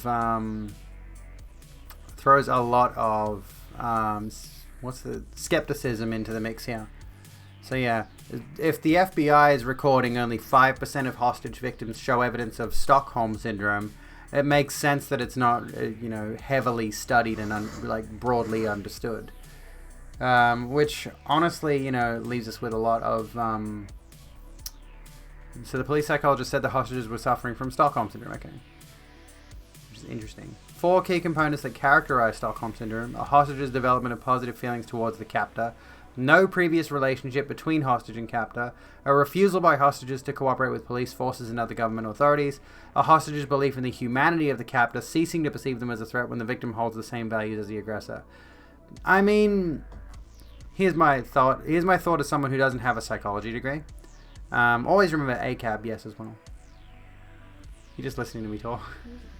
Okay, you can look at me. Here's my speculation, right? There are definitely cases of someone who is an abuse victim developing sort of coping mechanisms to being an abuse victim to the point where they will defend their abuser, to the point where they will legitimately believe they're not in an abusive relationship. But that's a bit different, I think. I mean, in the case of a hostage-taking situation, like we have seen people who are suffering at the hands of an abuser but develop, like I mentioned, they develop coping mechanisms to convince themselves they're not actually being abused. They begin to believe the things their abuser tells them. They think the way that their abuser treats them is actually indicative of someone who actually cares about them and loves them and all this kind of nonsense. Could the same apply to a hostage situation? It would depend on how the hostage situation plays out. Like, for example, if you have a particularly manipulative and persuasive hostage taker who knows how to talk to the hostages and knows how to coerce them into believing things, then yeah, I could see Stockholm Syndrome being a real thing. But yeah, like as the Wikipedia article here says, Stockholm Syndrome is a contested illness due to doubt about the legitimacy of the condition. It has also come to describe the reactions of some abuse victims beyond the context of kidnappings or hostage-taking.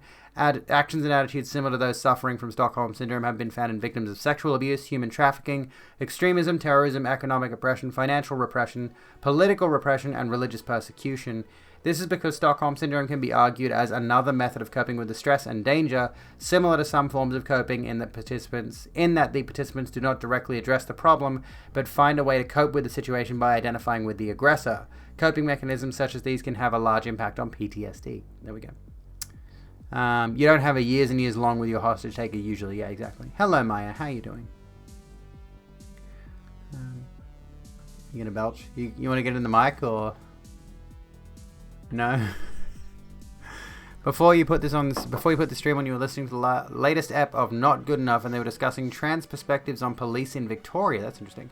A large majority are hesitant to involve police in things at all, and for good reason, which is completely understandable. Yeah. When the symptoms are they think cops aren't good, I would throw it in with drapetomania. What does that mean? I mean, I can understand trans people being skeptical of the police in general, honestly. Same with other minorities. Anyone who is not considered normal by the system is inherently going to be mistreated by the police system. Hello, Beetroot. How's it going? What's up? You okay? I've got her caught in my orbit. I've got an orbiter, folks. She's just like... Hey. There we go. I brought my orbiter home. That's not what an orbiter is, though. I don't know what an orbiter means. Like, I've seen it refer to people who are particularly fanatical about their favorite... You're a bit closer than an orbiter. You're a bit closer than an orbiter.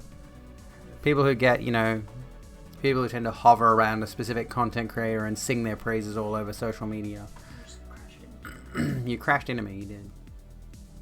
The long and short of it is coping mechanisms that are real, but Stockholm is not really the correct way of thinking about it. Psychological illness that explains why slaves would run away from their slave masters and enslavement. The cops abuse people for no good reason. Also cops, I have no idea why they won't trust us. What's he doing? You mean me? I don't know. Are you my orbiter? Maddie should get her own chair, mic, and headphones. I agree. Yeah. No? You don't want it? Okay. It's okay. You would think of an orbiter as someone who makes content that relies heavily on another creator's community. I mean, that's fair. I don't know much about these terminologies. I'm a boomer when it comes to content creation, it feels like. I notice everything going on and I see people using these terms all the time that I don't understand. Those are called satellites. Oh god, don't bring up the word fucking satellites with me, honestly. I'm triggered by the word satellite after that fucking dude that we got rid of from our community. If you're watching, you're still a cunt and I hate you. There was this, I think I've told you this story before. There was this person in my community. All these terms come from 4chan, of course. There was this person in my community who was always giving off weird vibes and got banned on numerous occasions for just sort of being a reactionary, but not really. Like, they were sort of arguing contrarian viewpoints to numerous different things, and on several occasions they got banned, and I was just like, let's be lenient. Maybe they don't have a proper grasp on the world. They're fairly young, they're like 18 or whatever. It's like, maybe we need to, educate them, push them in the right direction, right? So I was far too lenient with this person that I kept letting them back in, and the straw that broke the camel's back was, they were locked on being annoying, definitely. I've now blocked them and banned them. They're banned from my Twitch, they're banned from my YouTube, they're blocked on every social media, they're not coming back to my Discord. The straw that broke the camel's back for me was when I posted a selfie in my Discord server, and they went on this several paragraph like this description, this depiction of this. Hypothetically, somebody could map out your house based on the selfies you post and use that to track you down and stalk you and whatever other people might want to do, or dox you. And I'm like, okay, dude, holy fuck. Maybe don't say that shit. And they were gone. Like, I'm sorry, that's not a normal thing to say when someone posts a selfie. Don't do that shit. We did, we were playing Minecraft and we talked about this. That's a very stalkery thing of them to do, and honestly, I don't trust that they're not following me, and I don't trust they're not doing that themselves. Why would you say that shit? A lot of photos have metadata. Don't tell them that. Well, yeah, probably. That happened in Japan. A woman taking photos near his house was stalked and murdered a few years back. You can see serial numbers on vending machines to see where they are located. That is fucking scary. I was gonna post a meme earlier about how I bought a drink I mentioned this, how I bought a drink at the supermarket, and I was gonna post a receipt saying like, I bought a drink today and they gave me a physical NFT for it, right? Which is a dumb fucking joke. But I realized there was so much identifying information on that receipt that I couldn't reasonably cover it up with just my thumb or whatever. Like, there was the store location was listed on there, the store manager's name was listed on there. Probably a whole bunch of different numerical codes that people could decipher if they had the means to. The last 4 digits of my debit card, for example, etc., etc., etc. So many identifying details on just a receipt that if I were to post that to social media, somebody could stalk me with that information, which is terrifying, Also, house layouts don't vary a lot. That's the thing. It's like, I feel like my house layout is not very... It wouldn't be very easy to deduce in the first place. And I mean, my room is literally on stream right now. You see it all the time. It's People play a geocache game here. True. But yeah, just generally speaking, I mean, I'm aware that kind of thing is a problem. But that, coupled with all of their previous contrarian behavior, is what pushed me over the edge to finally ban them from my community. It's like, that's outright... stalkerish behavior is when you are literally outlining to someone. It's like, it's kind of that whole thing of like, I haven't killed anybody, but if I were to do so, here's how I do it. And then they were just like, your major fears were on the receipt, pretty much. Got to be careful with photos on social media, the metadata, and anything that indicates a street or location, pretty much.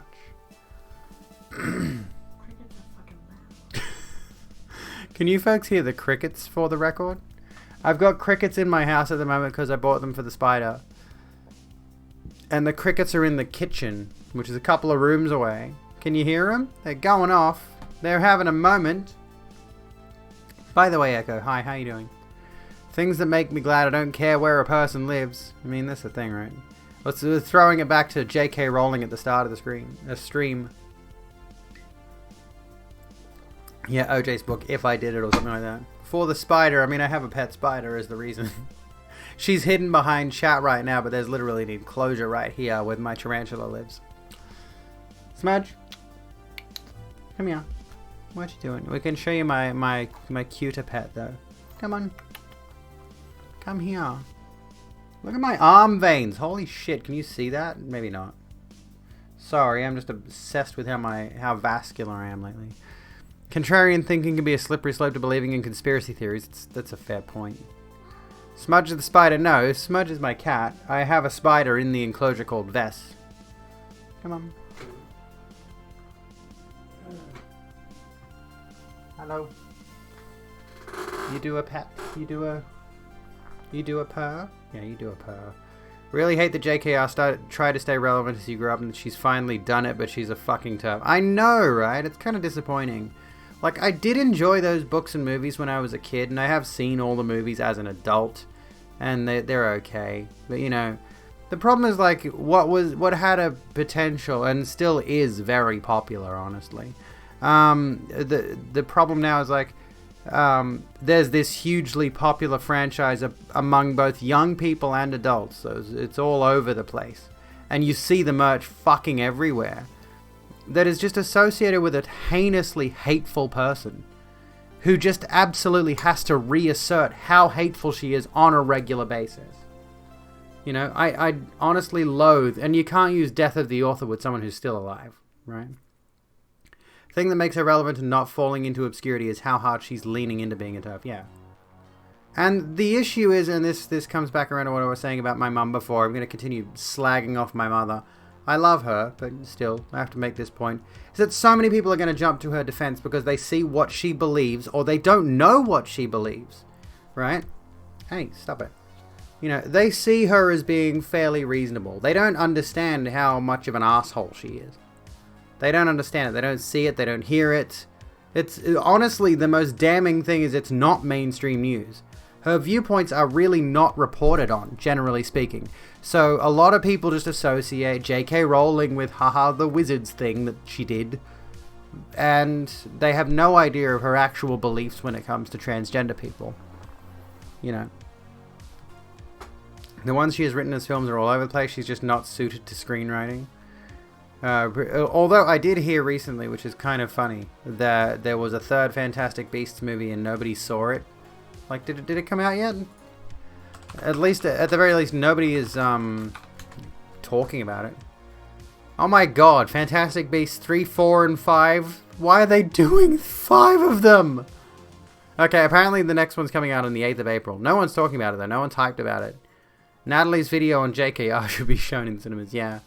I might actually change a few things with regards to my social media because, like, the old I can't believe it's not ContraPoints joke is getting a bit tiresome at this stage. I might change that. I might get rid of that. Because, I mean, I don't hate Natalie. Like, there's a lot of trans people who have issues with Natalie. I don't, generally. But I am getting a bit tired of some of her takes. Like, in the wake of this recent J.K. Rowling bullshit, she has decided to kind of point the thumb at, the finger, whatever, at the trans community as though we are some kind of collective, which is a really weird way to look at things. We're not a monolith.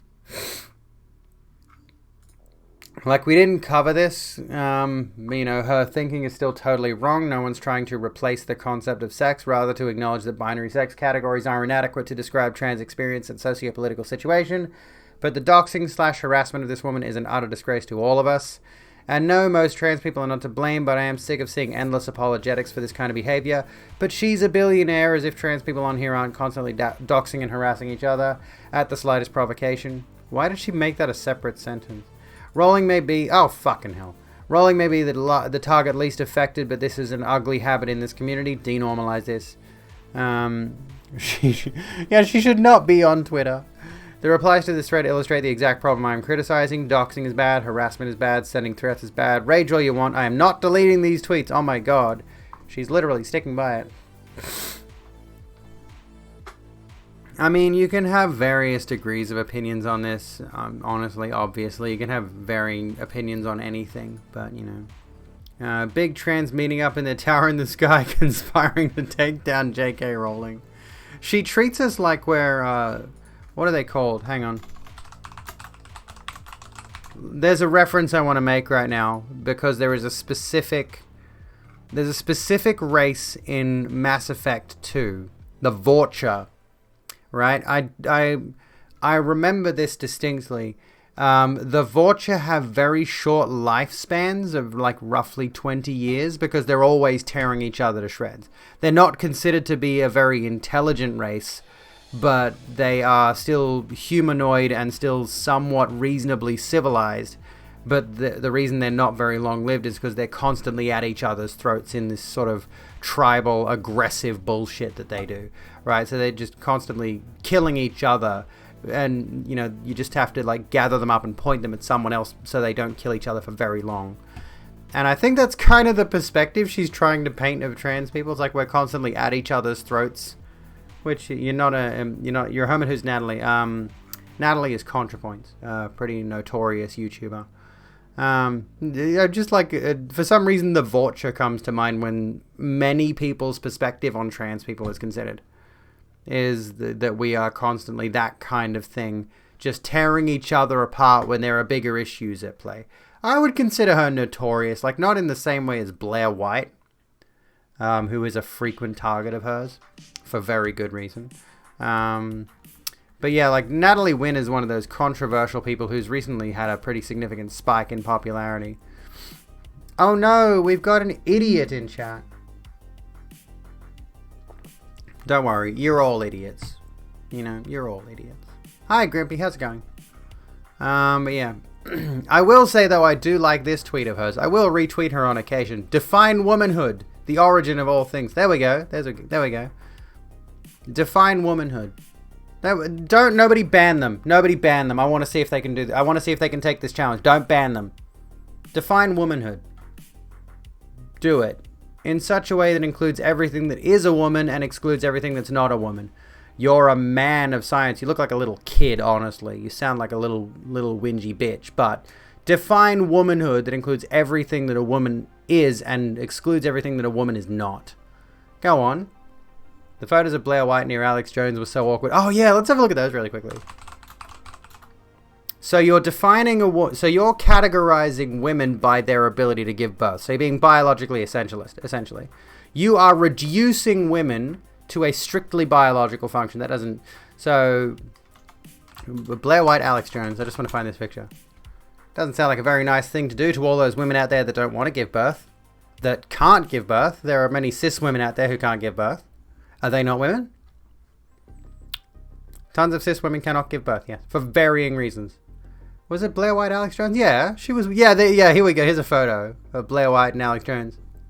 I haven't seen this. I don't know what the context is for this. Hello, Satan. How you doing? I haven't seen the context for why Alex Jones and Blair White are sitting next to each other on a couch. You ship them? Are we shipping Alex Jones and Blair White? I kind of like... I don't know. I don't know what the deal is with Blair White. There's a part of me that's like... She's clearly been sort of... Not coerced to the right, but she's sort of dug her own grave. You know, I feel like she's in this position right now where she's gotten... I mean, the money's probably good. Let's not lie. You know, she's making good cash being a grifter on the right, but I feel like it can't be good to be making like. Think about the fact that I expose myself constantly to transphobic shit on a daily basis to make content. Right? This is honestly... I am going out there looking for transphobic shit to relay to you, which is not exactly the best for someone's mental health. Now imagine being someone who's operating on the side that actively hates transgender people. I expose myself constantly, yes. Take that out of context all you wish. Go ahead. The biologists and sociologists disagree. Yeah, literally the science disagrees with you. 100%. Like there is 100% not only two genders, and the science disagrees with you. Have you got science to back up your viewpoint? Because we've got tons. Where's your gender with your mum last night? Got him. Like that one clip of Blair on a panel and someone on her side telling her to grow out her mustache. Oh, that's painful. What about the one where like the blonde? Here's one. You'll be able to deduce this one really easily. The blonde conservative woman on this other panel she was on said, "We've got a transgender on here," and something about like we shouldn't be taking them seriously because like they're mentally ill or whatever. I honestly can't remember which blonde conservative woman that was, because there's so many of them. Does anyone remember which one? You know the clip. I've shown the clip on stream before. But she was literally on a... Was that the same panel? Oh, goodness. A man of science. No, it's a boy being a troll on the internet. Isn't it adorable? Go to bed. Past your bedtime, sweetie. Okay, you shouldn't be out this late. You shouldn't be online this late. Go to bed. I know your parents probably don't realize you've snuck out to the family living room computer. You know, just go back, toddle off to bed, sweetheart. It's 11:57 at night. Okay? Your mum's probably railing your dad right now with a strap on. I know that upsets you a bit. That, you know, people in sexual relationships can have, sort of like positions and roles in the bedroom that are a bit frightening and confusing to you. I'm sorry your dad likes getting pegged, but that's no mean to come here into my channel, start going on about there's only 2 genders. As long as he's consenting, which I'm sure he is. I'm sure he like goes up to mum as they're prepping dinner together and he's like, should we break out the strap on tonight? I'm feeling a little randy. Why am I doing this? You know the clip, you don't know who it is either. They're such clones of each other. Really? It's a serious problem on the right. Why do all of your people look exactly the same? It's kind of terrifying, actually. I'm a man of science, he says loudly, trying to convince himself. Please provide the science. If you're gonna come in with your I'm a man of science bullshit, please bring the science with you. I'd love to see it. But, of course, they've ran away with their tail between their legs. Poor diddums. Anyways. You got an iced coffee and you're sitting in an AP Comp Sci class. Hope you all are having a good day. I'm having a good fucking day. I got a PS5. I got a fucking PS5 out there. A Sony PlayStation 5 in my living room. Holy shit. Can't believe it. I've taken 8th grade biology. I know all of science's depths. PlayStation quintuple. His account is either suspended or deactivated. Wait, seriously? You're kidding me. Okay. Ah, fuck, that's classic. That's fucking hilarious. How did that happen? Wait, can you delete your own account? I can't remember. Can you delete your own account on Twitch, or is that not a thing you can do? Is this a new trolling tactic where they'll like go out of their way?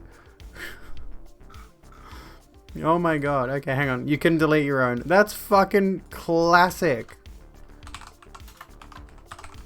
Okay, I'm gonna like bring up this user's... Oh, I can't even read their messages. You're kidding me. I can't go back through their messages. Their account is deleted.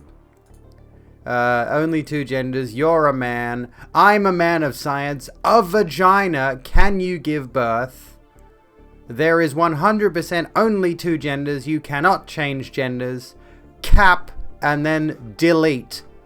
Delete! Delete! Delete! This is how you get rid of trolls now. Did you really just shout a vagina? Yeah. Because I asked the question, what makes a woman? Define a woman. Right? They were arguing about in favor of there's only 2 genders. Matt Hardy. Version... Wait, what version is Matt Hardy up to now? Featherless biped. Careful with the... Oh, no, I'm doing Matt Hardy's delete. Which I realize what you mean, though. You know, we're not doing the Nazi salute. We're deleting. Delete! It's different. There is a difference. Although the flat hand movement is not really helping the case, is it? I don't have that sound effect anymore. I used to have that sound effect on here. Anyway. That's it. That's basically it. That's all I've got for the stream. I haven't got any more content. I've got more content, but I don't want to go through it. Oh, we didn't look at Jackie Lambie blasting Pauline Hanson. Do we do that? Do we do Jackie Lambie? Would you do Jackie Lambie? I don't know. She's probably married. Not interested, honestly. It's not the point. But, you know, Jackie Lambie blasts Pauline Hanson's vaccine discrimination bill. Jackie Lambie's a problematic fave. Do we watch the video? How long is it? 12 minutes. We could look at it. Tasmanian Senator Jackie Lambie has ferociously attacked One Nation's vaccine discrimination bill and the party's leader Pauline Hanson. Lambie blasted the suggestion that people who are unvaccinated are discriminated against, saying people have choices and those choices have consequences. You have a choice, she said, and I support that choice, but you don't get to decide how the rest of Australia responds to that choice. Lambie also accused One Nation of using the bill as a fundraising exercise. The problem is politicians like Senator Hanson and Senator Malcolm Roberts are using the people's fear to boost their own election campaigns, and they are using fear to make money, and that's what this is about from One Nation. The bill was later rejected by the Senate despite 5 government senators crossing the floor. So there we go. That's the gist of it. We could watch the video, but it's 12 minutes long. Do we want to watch a 12-minute long video on Jackie Lambie? I don't know. I don't know what else is in it. Yikes, yikes, yes, yikes, honestly. If you're the kind of person who's going out of their way to, the whole choice thing, the whole my body, my choice thing. It doesn't apply to vaccines. The Rogue Room appreciates your recommendation. Momo, thank you for the host. Hello, how you doing? Senator from Tasmania, yes. I don't know a whole lot about Jackie Lambie, I won't lie, but I mean, if Jackie Lambie is going to be the kind of person who goes out of her way to call out Pauline Hanson of a vaccine discrimination bills, then fuck yes, we stand for the time being, until inevitably the politician says some bullshit that I don't agree with. Hello, Ali, how's it going? I mean, we should do more Australian politics on stream. We should do more Ozpol. I haven't been doing a lot of it, honestly. I should do more. I don't know why I don't do more. Even for her flaws, she gets re-elected because she talks like a human being instead of a politician. Props for walking back the Islamophobia stuff. Well, that's good. Turns out pregnancy is not transmissible through the air. Who'd have thought? Gee, that's convenient. You doing good? I'm doing good. I'm doing good. I'm doing good because I got a PS5. I got a PlayStation 5. I might actually play some Demon Souls after stream. I don't know. Should I play some Demon Souls after stream? Am I allowed to?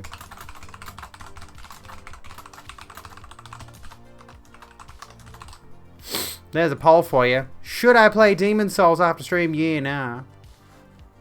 Politicians always eventually say some really bad take, but you agree, standing them up and until. I mean, I don't actually stand. Hello, Solus. How's it going? More like POS 5. I went through an intense period of waiting and calling around to retailers and all of this kind of shit. I should make more content. What kind of content can I make? What do I do? What content would I make?